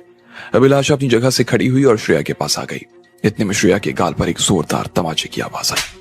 उसके बाद उन्होंने उसके बालों से पकड़ा और फिर एक बार और तमाचा लगाया। फिर उसने उसका हाथ छोड़ा और फिर से श्रेया की तरफ देखने लगी। उसकी हालत खराब हो गई। वो तो अच्छा था कि उसे दूसरे लोगों ने पकड़ा हुआ था। जो लोग उसके पास खड़े थे वो चाहते तो अभिलाषा जी को रोक सकते थे, लेकिन वो उनसे इतना ज्यादा डर गए थे, इसलिए कोई भी उनकी तरफ हाथ उठाने की हिम्मत नहीं कर रहा था। जैसे ही श्रेया के गाल पर तमाचा पड़ा, उसके बाद अभिलाषा जी ने भीड़ की तरफ देखते हुए बोला, ये प्रांजल कौन है? बाहर आना जरा। अभिलाषा जी ने उसे गंभीरता से नहीं लिया और आज भी उसका यही हालत खराब होने वाला था। लेकिन भीड़ ये देखकर उत्साहित हो चुकी थी। वो औरत सच में इतनी ताकतवर थी कि वो प्रांजल से भी इस तरह से बात करने की हिम्मत कर पा रही थी। मैं हूं प्रांजल। अभी ये समझने की कोशिश कर रहा था प्रांजल की औरत कौन थी। जब उसने देखा कि वो उसकी तरफ आ रही थी तो वो पीछे की तरफ चलना शुरू हो चुका था। प्रांजल इतने सारे लोगों के सामने इस तरह मार नहीं खा सकता था। लेकिन जब वो चलते चलते रुक गया तो उसने अभिलाषा जी की तरफ देखा और बोला, प्रांजल मेरा नाम है, पर आपका नाम क्या है? कौन है आप? मैं कौन हूं ये पूछना तुम्हारे बस की बात नहीं है, ना ही तुम्हारे अधिकार में आता है ये कि मैं कौन हूं। मैं जब अभी अंदर आ रही थी तो मैंने सुना कि तुम पैसों से जुड़ी कुछ बात कर रही थी। क्या बात है? इस लड़के ने मेरा खाना खाया है तो क्या इसे मेरे पैसे नहीं देने चाहिए? अगर इसके पास पैसे नहीं है तो कोई बात नहीं, ये पैसा मैं काम करके वसूलवा लूंगा इससे। प्रांजल ने अपनी तरफ से जवाब देते हुए कहा, तो तुम्हारा ये मानना है कि ये लड़का खाना अफोर्ड नहीं कर सकता तुम्हारा? और क्या कह रहे थे तुम अपने इस सड़े हुए मुंह से इसके बारे में? अभिलाषा ने हंसते हुए उसे देखा और पूछा। जैसे ही अभिलाषा ने उसे डांटा तो प्रांजल को ऐसा लगा कि अगर वो उससे इस तरह से बात करता रहा तो शायद उसके जो लोग उसके सामने खड़े हैं, उसे इस वक्त देख रहे हैं, उसकी नजर में उनकी इमेज गिर जाएगी। इसलिए उसने आगे कहा, बिल्कुल नहीं कर सकता, कर ही नहीं सकता। मैंने खुद बाहर से अपनी आंखों से देखा, ये लड़का बूढ़ी औरत से 10 रुपए मांग रहा था। अगर इसके पास पैसे होते ना तो ये इस औरत से 10 रुपए मांगता क्यों? प्रांजल ने पूछा। मुझे साफ साफ बताओ कि ये बूढ़ी औरत से पैसे कब और क्यों मांग रहा था? अभिलाषा जी ने कहा। उन्हें विश्वास नहीं हो रहा था कि उनका बेटा किसी गरीब औरत से पैसे ले सकता था। मैंने देखा है, अपनी आंखों से देखा है। इसने उसे मां कहकर बुलाया। अब इतना बड़ा हो गया है और कुछ काम नहीं करता, जबकि इसकी मां इतनी बूढ़ी होने के बाद भी इतना काम कर रही है। और जब इसने उसने मां कह के बुलाया ना तो वो रोने लगी। इतना परेशान होकर इसकी जेब में 10 रुपए रख दिए। और ऐसे में क्या बात हो सकती है? इसने अपनी मां को परेशान करके 10 रुपए मांग लिए उससे। प्रांजल ने कहा। यह बात सुनकर लकी भी दंग रह गया। अब आगे क्या होने वाला था? क्या प्रांजल को इस बात की सफाई मिलती? क्या अभिलाषा जी की सबके सामने बताती कि वो लकी की मां थी? आपको क्या लगता है, क्या होंगे इन सभी सवालों के जवाब? कमेंट बॉक्स में कमेंट करके हमें जरूर बताएं और सभी सवालों के जवाब को जानने के लिए सुनते रहिए इंस्टा मिलियनियर सिर्फ पॉकेट एफएम पर। लकी जब बाहर जाने ही वाला था, ठीक तभी उसे प्रांजल ने बीच में रोक दिया। वो उससे पैसे मांगने की कोशिश कर रहा था, लेकिन लकी उसे पैसे देने के लिए राजी नहीं था। इतने में लकी की मां अभिलाषा भी वहां पर आ गई। पहले तो उसने श्रेया को थप्पड़ लगाया और उसके बाद उसने प्रांजल का कॉलर पकड़ लिया। लेकिन प्रांजल भी इतनी आसानी से हार मानने वाला नहीं था और वो लकी के बारे में जो सोच रहा था वो उसने अभिलाषा को बता दिया। लेकिन अभिलाषा को खुद इस बात पर विश्वास नहीं हो रहा था। हाँ, लेकिन कौन सा ऐसा बेटा है जो अपनी मां को इस तरह के कपड़े पहनाता है? अरे ये तो वही कहावत है ना कि कोई भी बेटा अगर अपनी मां के साथ जुड़ा हो तो वो अपने आप में खजाना होता है, लेकिन अगर वो अपनी मां से कट जाए तो वो सूखा पेड़ हो जाता है। इसलिए वो एक दूसरे से नफरत करने लगते हैं और किसी से प्यार नहीं हो पाता। जब ये बात लकी ने सुनी तो वो उसकी मां की तरफ देखने लगा और उसकी आंखों के अंदर से चमक आने लगी और ना जाने क्यों उसकी आंखों से आंसू आ गए। लकी ये सुनकर अपनी मां के पास जाना चाहता था और उनके गले लगना चाहता था ताकि उन्हें खुद इस बात का दुख ना हो। ठीक इसी वक्त अभिलाषा जो खड़ी थी प्रांजल के पास गई और उसे एक जोरदार तमाचा लगा दिया। लेकिन जैसे ही उन्होंने उसे दूसरा थप्पड़ लगाने की कोशिश की, इतने में प्रांजल ने उनका हाथ पकड़ लिया। छोड़ मेरा हाथ, अभिलाषा जी ने गुस्से में कहा। अबे साले, तेरी इतनी हिम्मत कैसे हुई? इतने में लकी के मुंह से बस ये निकला और जोर से प्रांजल की तरफ जाने लगा। उसके बाद उसने उसकी छाती में एक जोरदार लात मारी और उसकी लात खाते के बाद प्रांजल नीचे गिर गया। इतने में लकी ने अभिलाषा को खींच लिया और उन्होंने घबराते हुए कहा, माँ आप ठीक हो? वो उसकी मां से ये पूछना चाह रहा था कि वो उसे पहचान क्यों नहीं पा रही। बेटा, अभिलाषा जी की आंखों में आंसू आ गए। उन्होंने अपना हाथ उठाया और लकी का चेहरा छू लिया। इधर प्रांजल जो कि नीचे गिरा था, उसे भी लोगों ने सहारा देकर खड़ा किया। साले फटीचर दो कौड़ी के आदमी, तू मुझसे प्रांजल से पंगा लेने की कोशिश कर रहा है। तुझे क्या लगता है तू मुझे बुली कर लेगा? मेरे साथियों, इस लड़के से लड़ाई करने में मेरी मदद करो। कौन है जो मेरे से इससे निपट सकता है? मैं उसकी फ्यूचर में कोई भी प्रॉब्लम आने नहीं दूंगा। प्रांजल ने अपने लोगों से कहा। उन लोगों के बीच में प्रांजल का बहुत बड़ा नाम था और सिर्फ उसके कहने के बाद ही बहुत सारे लोग लकी और अभिलाषा से लड़ने के लिए आगे आ गए। इतने में दो लोग, लकी और अभिलाषा, एक दूसरे के सामने आकर खड़े हो गए। वो और कोई नहीं बल्कि दुरानी और रुस्तम डांगी थे। दुरानी साहब, आप प्लीज बीच में मत आओ। अगर यहां कोई भी नुकसान होता है ना तो उसकी भरपाई मैं कर दूंगा। जो भी लगेगा मैं उसका दुगुना दूंगा। आप देख ही रहे हो ना कि इन दोनों ने मेरे साथ और इस लड़की के साथ कितनी मारपीट की है। मेरा नाम प्रांजल है और इन लोगों ने मेरे लोगों के सामने मेरी बेइज्जती की है, मेरे साथ बदतमीजी की है। प्रांजल को इतना गुस्सा आ रहा था कि उसका सिर फटे जा रहा था। तुम्हें बदला लेना है ना, तो ये बकवास बंद करो और चुपचाप इन मैडम के सामने आकर माफी मांगो, वरना तुम्हें ना बाद में बहुत भुगतना पड़ सकता है। दुरानी ने उसे समझाते हुए कहा। अरे दुरानी साहब, आप मुझे मना कर रहे हो। मेरा नाम प्रांजल है। भले ही आज मुझे कोई जानता नहीं है, लेकिन फिर भी मैं इन्हें ऐसे नहीं जाने दूंगा। आपको क्या लगता है मैं इनसे माफी मांगूंगा? बात करते हैं, प्रांजल ने जोर से हंसते हुए कहा। उसके बाद उसने एक बार और अभिलाषा को देखा और बोला, मुझे नहीं मालूम कि ये औरत कौन है और ये कितनी अमीर घराने से आई है या नहीं आई है। मैं आपके डर से ना इसे छोड़ देने वाला नहीं हूं। बता रहा हूं, कह रहा हूं कि आप सबके सामने अगर ये जयपुर की टॉप 10 पैसों वालों में से भी होगी ना, तो भी मैं इसे बदला लूंगा। प्रांजल खुद भी जयपुर के काफी बड़े परिवार का आदमी था और इसलिए वो जानता था कि उस औरत का जयपुर में कोई बड़ा नाम नहीं था। और अगर उसका कोई बड़ा नाम नहीं था तो इसका मतलब साफ था कि प्रांजल को उससे कोई तकलीफ नहीं होने वाली थी। हाँ, प्रांजल जी इस औरत से डर जाएंगे क्या? प्रांजल जी तो रुस्तम जी को भी जानते हैं और पारस जी को भी। अगर यहाँ के बड़े लोग भी आ जाएंगे ना तो फिर रुस्तम जी से निपट नहीं पाएंगे। मैं बता रहा हूं, चुपचाप माफी मांग लो प्रांजल, वरना अगर इनका दिमाग गर्म हुआ ना तो बाद में तुम्हें भी बहुत पछताना पड़ेगा। अब प्रांजल के साथ वालों ने उसके बारे में बड़ी बड़ी डींग हाँकनी शुरू कर दी। रुस्तम जी ने इतने में प्रांजल की ओर देखा और पूछा, तुम क्या सच में रुस्तम डांगी से मिले हो? हाँ, बिल्कुल मिला हूं। और तुम कौन होते हो ये सवाल पूछने वाले? चुपचाप मेरे रास्ते से हट जाओ। प्रांजल ये कोशिश कर रहा था कि वो रुस्तम डांगी को भी उसकी आवाज से डरा देगा, लेकिन जब उसने अपने आप से और सामने उस आदमी को देखा जो उसे घूरता देख रहा था, तो इतने में प्रांजल का दिल जोर से धड़कने लगा। उसे ऐसा लग रहा था कि वो आदमी उसकी आंखों के सामने खड़ा था, वो इतना सीधा भी नहीं था। अचानक से उसने रुस्तम डांगी को देखा और पूछा, कौन हो तुम? तुम्हें क्या लगता है कौन होऊंगा मैं? बताओ। रुस्तम डांगी ने हंसते हुए कहा। ये सुनते ही प्रांजल परेशान हो गया और अचानक से उसने प्रांजल की ओर देखा और पूछा, दुरानी साहब, ये कौन है? दुरानी साहब ने उसे देखा और मुस्कुराते हुए बोले, यही तो है रुस्तम डांगी, जिनसे आप मिलने की बात कर रहे थे। दिल्ली के बॉस है ये रुस्तम डांगी कैसे हो सकते हैं? प्रांजल ने कहा। उसे दुरानी साहब की बात पर विश्वास नहीं हो रहा था। फिर उसने रुस्तम डांगी की तरफ देखा और उसके माथे से पसीने उतरने लगे। रुस्तम डांगी मुस्कुराते हुए उसकी तरफ देख रहा था। प्रांजल उसकी तरफ देख भरने से कांपने लगा और उसके दिमाग में अजीब अजीब ख्याल आने लगे। उसने कभी अपनी जीवन में नहीं सोचा कि वो इस तरह से रुस्तम डांगी से मिल पाएगा। एक बार के लिए तो उसे लगा कि दुरानी उसके साथ मजाक कर रहा था, लेकिन फिर उसे समझ आया कि दुरानी उसके साथ बेईमानी कैसे कर सकता था। रुस्तम साहब, मुझे माफ कर देना, मैं आपको ऑफेंड कर दिया मैंने, सॉरी। प्रांजल को इतना डर लगा कि वो सीधा रुस्तम के घुटनों पर जा गिरा।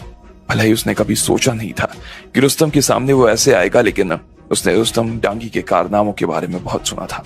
वो जितने भी बड़े लोगों से मिलता था, रुस्तम डांगी उनसे भी बड़ा आदमी था।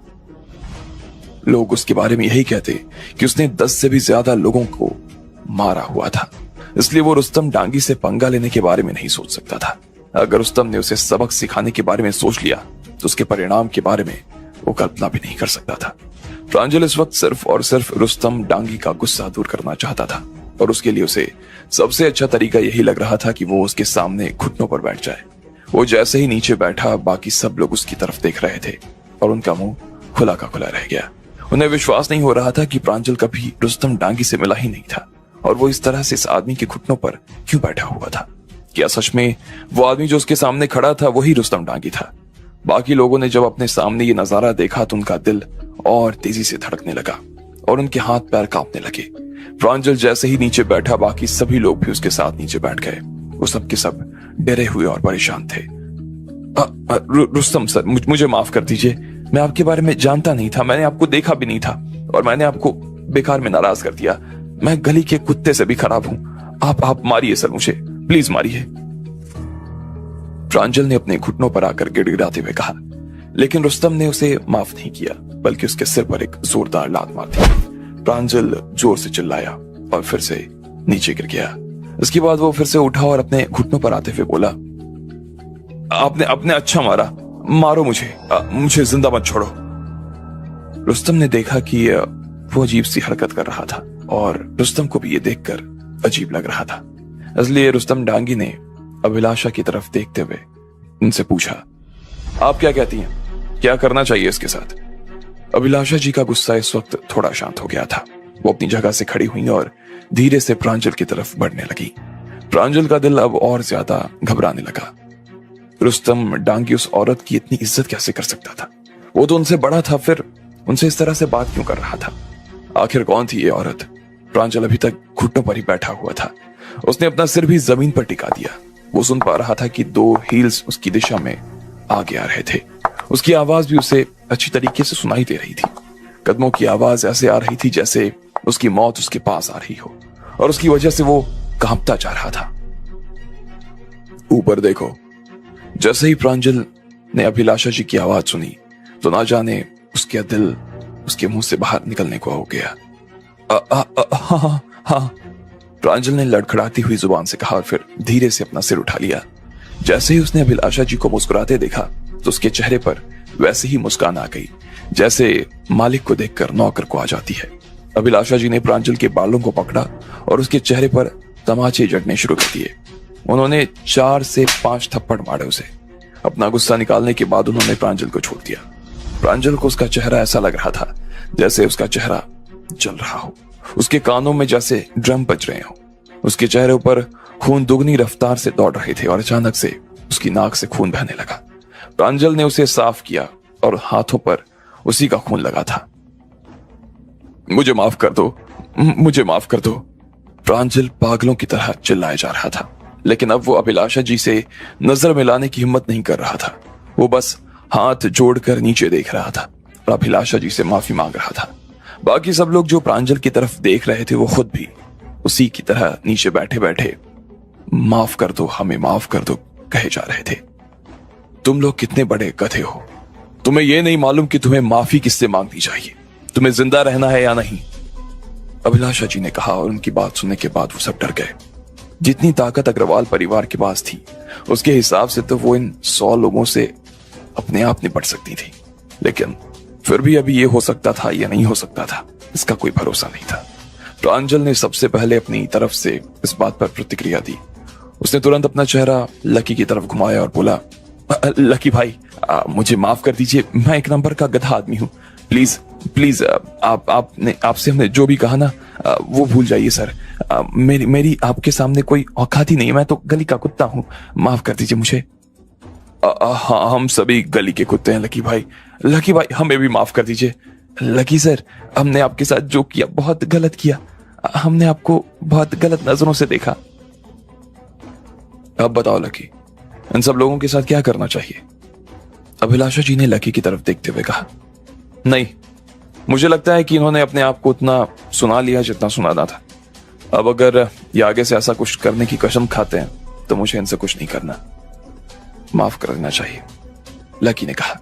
ये लोग उससे बुरी नजरों से देख रहे थे और उसका मजाक भी उड़ा रहे थे, लेकिन आखिर में उन्हें उनकी गलती का एहसास हो गया। और अब उन्होंने माफी मांग ली और लकी ने उन्हें माफ कर दिया। अब आगे क्या होने वाला था, क्या होता जब लकी अपनी माँ से मिलता, आपको क्या लगता है? क्या होंगे इन सभी सवालों के जवाब? कमेंट बॉक्स में कमेंट करके हमें जरूर बताएं और सभी सवालों के जवाब को जानने के लिए सुनते रहिए इंस्टा मेल इंडिया सिर्फ पॉकेट एफएम पर। अभिलाषा जी लकी को बचाने के लिए बीच में आ गईं और उन्होंने प्रांजल के ऊपर हाथ भी उठा दिया, लेकिन इतने में प्रांजल ने बीच में उनका हाथ रोक दिया।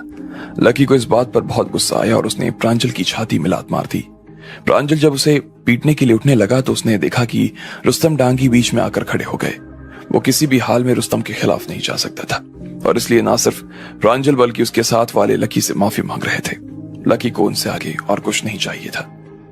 नहीं, सिर्फ इतने से तो नहीं चल पाएगा लकी, अभिलाषा जी ने कहा। आज उनके बेटे को उनसे दूर गए 7 साल हो गए थे और उन 7 सालों में उनका बेटा इतना ही दयालु था।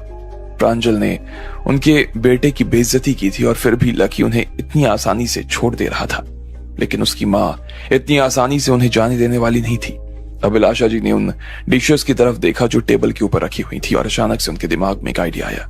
वो उन लोगों की तरफ गई और बोली, तुम सब अपनी जगह पर खड़े हो जाओ और टेबल पर जितनी भी डिशेस पड़ी हुई हैं उन्हें नीचे रखो।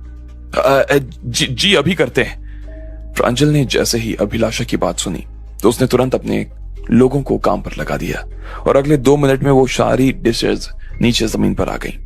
हर किसी ने अपना सिर नीचे झुका लिया और उन्हें मालूम नहीं था कि अभिलाषा जी उनके साथ क्या करने वाली थी। अभिलाषा जी ने कहा, तुम सभी एक स्कूल से पढ़े हो और लगभग एक ही गांव से आते हो ना, तो ये जो नीचे जमीन पर खाना रखा है ना, उसे चुपचाप खाओ। उसके बाद ही तुम लोग यहां से जा सकते हो, लेकिन ना तो तुम्हें चम्मच का इस्तेमाल करना है ना ही कांटे का। जैसे ही उन लोगों ने अभिलाषा जी की बात सुनी तो सबके मुंह से आह निकल गई। उनमें से किसी ने धीरे से कहा, मैं बिना चम्मच के ये खाना कैसे खा सकता हूं? उसकी बात सुनने के बाद अभिलाषा ने गर्व भरी मुस्कान के साथ उस आदमी की तरफ देखा और कहा, देखो, मुझे इस बात से कोई मतलब नहीं है कि तुम इस खाने को खत्म कैसे करोगे। मुझे इस बात से कोई मतलब नहीं है कि तुम प्लेट से खाते हो, हाथ से खाते हो, पैर से खाते हो या जमीन पर पड़े हुए किसी भी चीज को चाट कर खाते हो। मुझे सब चीजों से मतलब नहीं है। जब तक खाना खत्म नहीं होगा तब तक तुम लोगों में से कोई आदमी यहां से नहीं हिलने वाला है। आप सभी यहां से कांटे चम्मच हटाइए। इसके अलावा मेन गेट को बंद कीजिए। जब तक लोग खाना खत्म नहीं करेंगे यहां से कोई बाहर नहीं जाएगा। अभिलाषा जी ने दुरानी से कहा, जी मैडम। दुरानी ने बहुत सम्मान के साथ कहा। उसने तुरंत अपने लोगों को बुलाया और उन लोगों ने वो सारी चम्मच, कांटे और प्लेट हटा दिए और खाना नीचे जमीन पर बिखेर दिया। चलो अब शुरू हो जाओ। जब अभिलाषा ने देखा कि सब कुछ ठीक चल रहा था तो अभिलाषा ने लकी और रुस्तम से कहा। रुस्तम और दुरानी पीछे पीछे चले जा रहे थे और अभिलाषा जी और लकी आगे आगे। चारों बाहर निकल आए। लकी सिमोना की तरफ देख रहा था जो कि भीड़ में खड़ी हुई उसे देख रही थी। उसके चेहरे पर उसकी चिंता साफ नजर आ रही थी। लकी ने उसे मुस्कुराते हुए देखा और फिर भीड़ में गया और सिमोना का हाथ पकड़कर उसे बाहर निकाल लिया। सिमोना घबराती हुई अभिलाषा जी की तरफ देख रही थी। मां, क्या इस लड़की को अपने साथ बाहर ले जा सकते हैं? लकी ने अपनी मां से पूछा। हाँ हाँ, जैसा तुम्हें ठीक लगे, अभिलाषा जी ने कहा। वो चाहती थी कि लकी इस मसले को अपने आप देखे।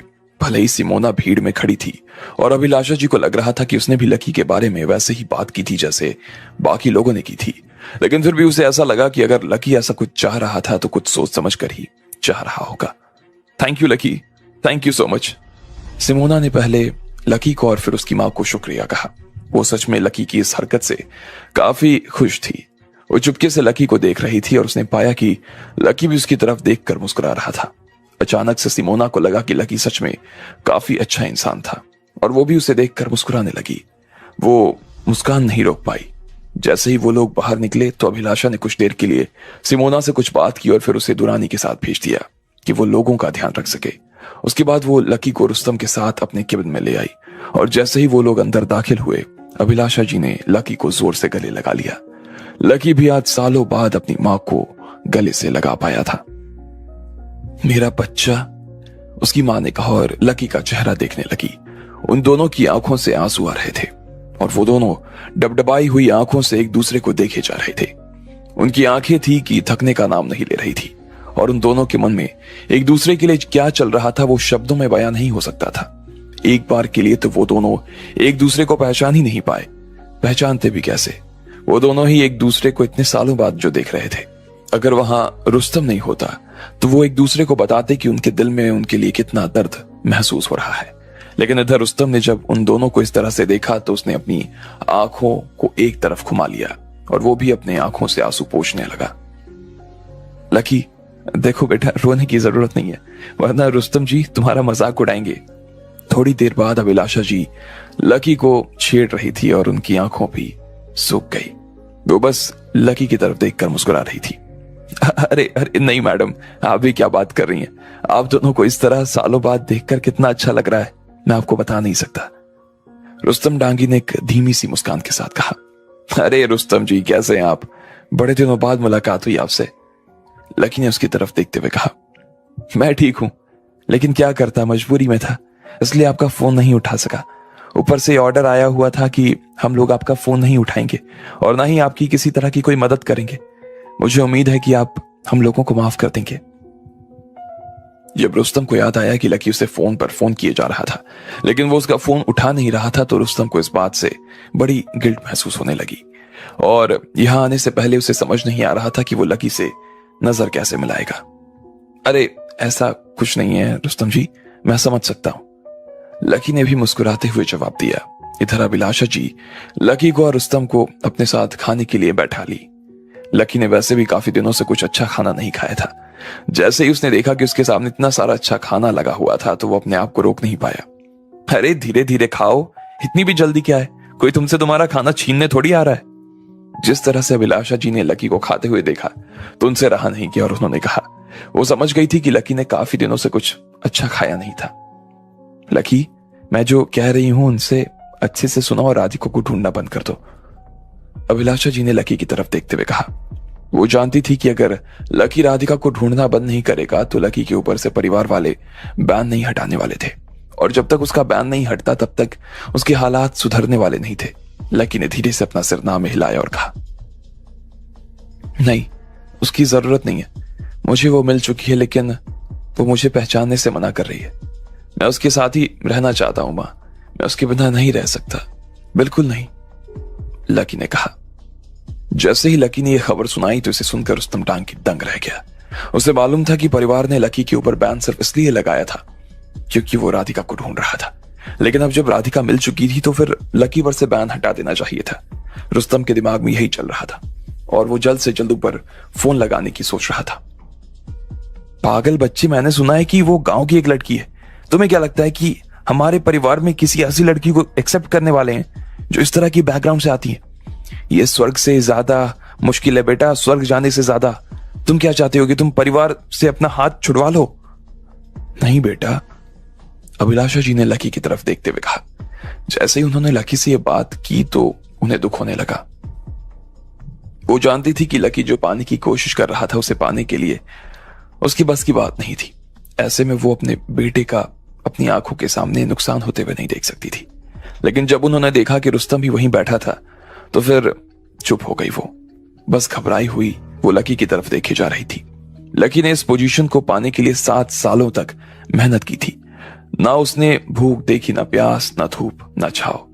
अब लकी इस राधिका की नाम की लड़की की वजह से पागल हो गया था।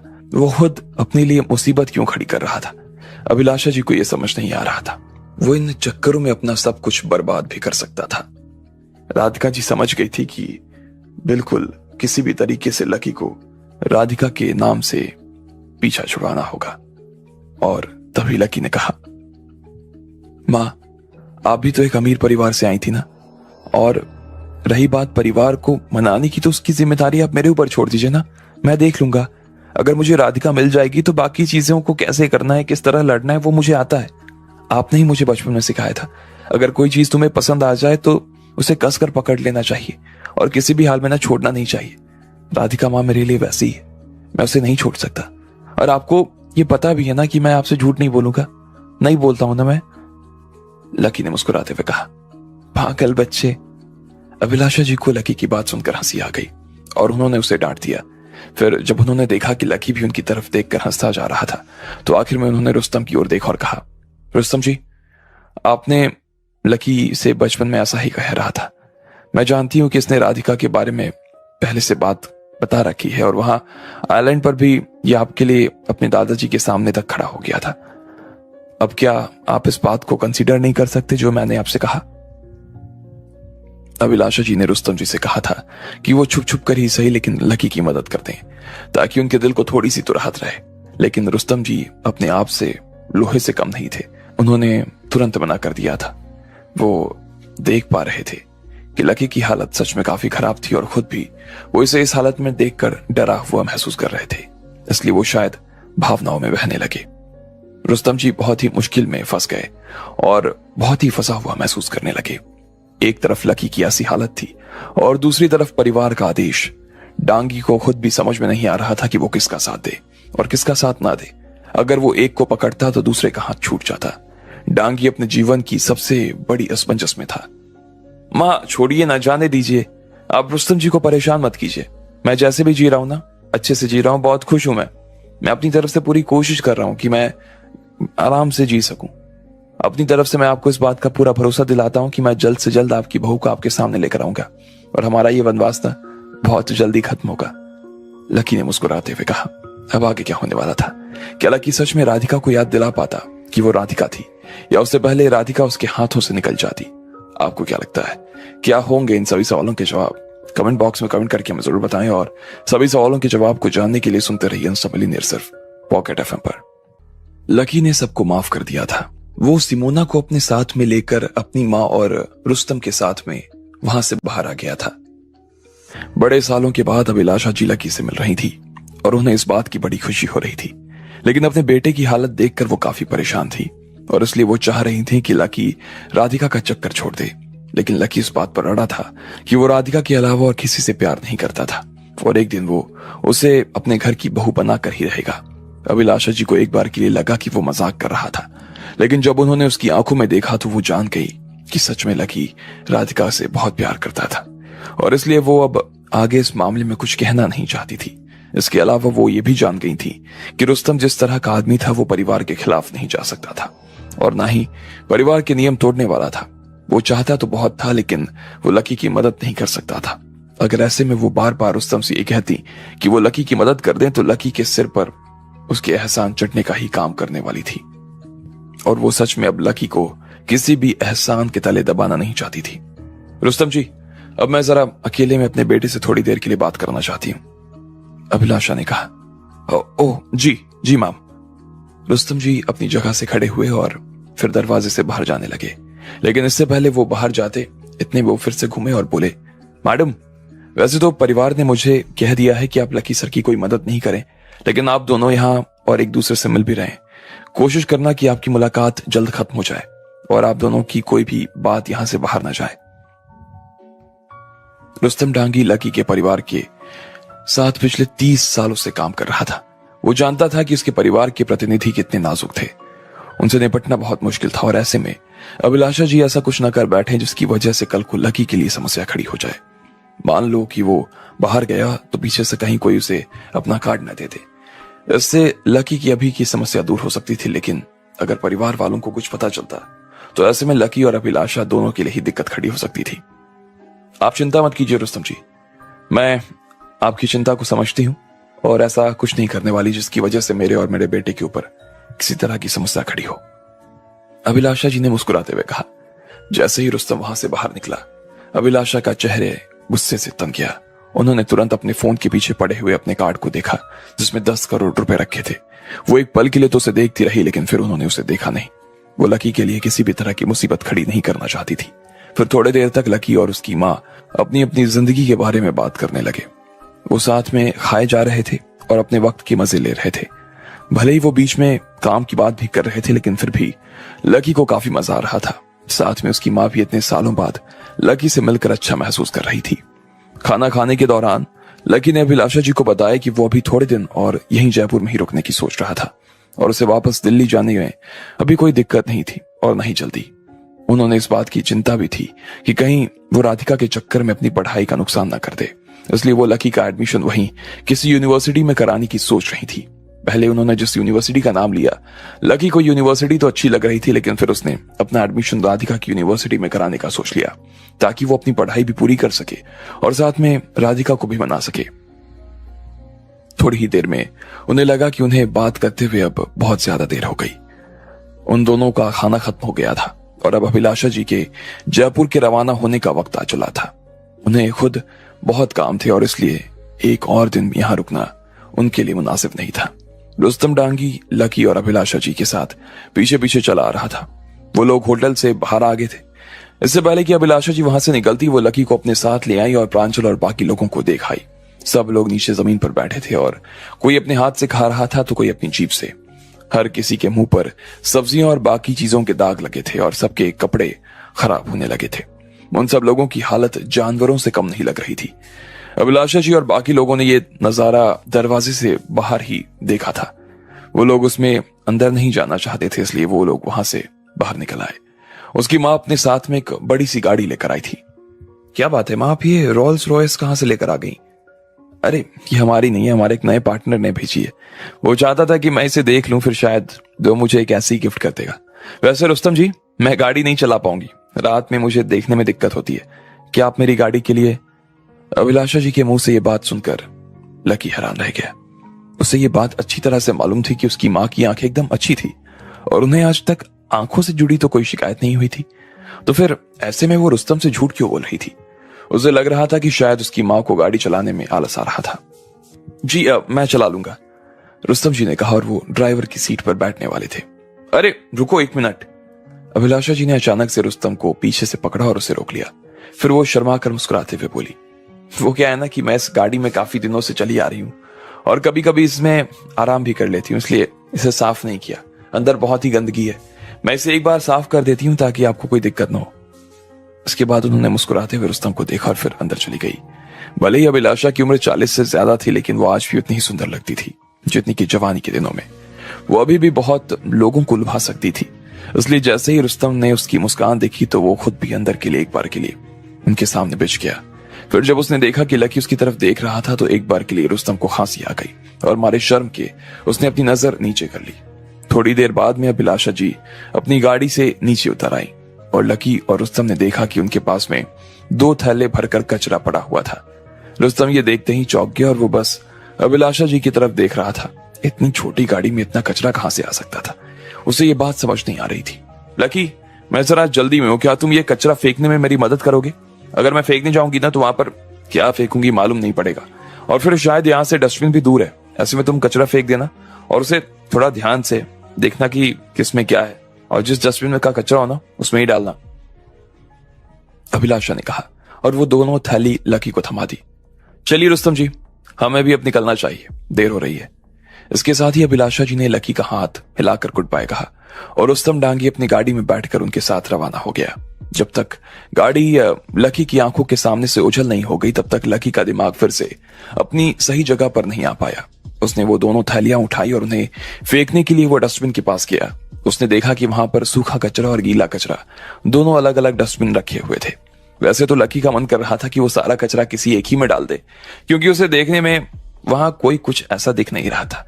लेकिन फिर उसे याद आया कि उसकी मां ने क्या कहा था और देखकर कचरा फेंकने के लिए, इसलिए लकी ने अपने आप को रोक लिया। अरे ये क्या है? लकी ने जब उसे खोलकर देखा तो उसमें सच में कचरा ही था। वो बंधा हुआ नहीं था, लेकिन दूसरे थैली में जो थोड़ी सी भरी थी, उसने उसे खोलकर देखा तो पाया उसके ऊपर कोई अखबार लगा था। उसने अखबार हटाया तो देखा नीचे नोटों की गड्डियां रखी थी। उस कचरे की थैली के अंदर कम से कम 1 करोड़ रुपए रखे थे। लकी उसे देखते ही हैरान रह गया। उसका दिल था कि उसके सीने से बाहर निकलने को हो गया। उसकी मां ने उसकी जिंदगी को बेहतर बनाने के लिए कितना कुछ सोचा था, उसने इसकी कभी उम्मीद नहीं की थी।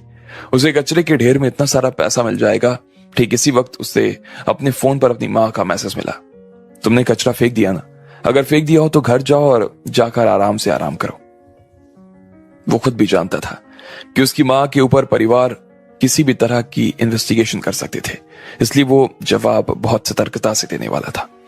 मुझे कचरा अलग अलग करने में काफी देरी लगी, लेकिन हाँ, अब आराम से कचरा अलग हो चुका है और मैं घर ही जा रहा हूं। जब अभिलाषा जी ने यह मैसेज देखा तो वो समझ गई कि लकी क्या कहना चाह रहा था और उसे पढ़कर उनकी जान में जान आ गई। लकी वापस अपने कचरे की थैली के साथ घर आ गया वो पैसों को बैंक में जमा नहीं करवा सकता था, वरना उसके परिवार वाले उसे पकड़ सकते थे। इसलिए लकी ने वो पैसा अपने पलंग के नीचे बक्से में डाल दिया। 3 दिनों बाद लकी के पास एक मैसेज आया। ये मैसेज उसकी माँ की तरफ से आया था। उसमें लिखा था कि उसका राजस्थान यूनिवर्सिटी में एडमिशन हो गया था। जैसे ही कॉलेज शुरू होने वाले थे वो वहां सीधा जा सकता था और जाकर अपनी पढ़ाई को आगे बढ़ा सकता था। उन्होंने लकी को वहां पर जो भी लोग थे उन सब के नंबर भेज दिए। भले ही लकी का परिवार उसकी पढ़ाई महाराष्ट्र यूनिवर्सिटी में कराने के लिए तैयार हो गया था, लेकिन अभी भी उसकी पहचान तो यही थी कि वो एक टीचर था जो कि सैंडविच बेचने का काम कर रहा था। जब तक लकी राधिका को ढूंढने का काम बंद नहीं करता तब तक परिवार वाले उसके ऊपर से बैंड नहीं हटाते। इधर थोड़े ही दिनों के अंदर महाराष्ट्र यूनिवर्सिटी भी खुलने वाली थी। लकी भी 2 दिनों में उसकी तैयारी में लगा हुआ था। उसने अब कुमारी के ट्रक पर काम करने से मना करने की सोच लिया, लेकिन जब उसने देखा कि कुमारी बड़ी मेहनत से उसकी गाड़ी की तरफ काम कर रही थी तो लकी से ये बर्दाश्त नहीं हो रहा था। उस दिन लकी ने उसके साथ ट्रक लगाया और उन्होंने दिन भर सैंडविच बेचे। इसके बाद लकी अपने कमरे पर आया। वो बहुत देर तक बैठकर कुछ सोचता रहा और सीधा कुमारी के कमरे में चला गया। तुम यहाँ क्या कर रहे हो? चलो मेरे कंधे की मसाज करो। दिन भर सैंडविच बना बनाकर मेरी हालत खराब हो गई है। आज मैंने 150 सैंडविच बनाए थे, कुमारी ने कहा। लगभग पिछले 1 महीने से वो इसी तरह हर रोज लकी से अपने कंधे की मसाज करवाती। उसे लकी से यह सब करवाने की आदत पड़ चुकी थी। लकी नीचे बैठ गया।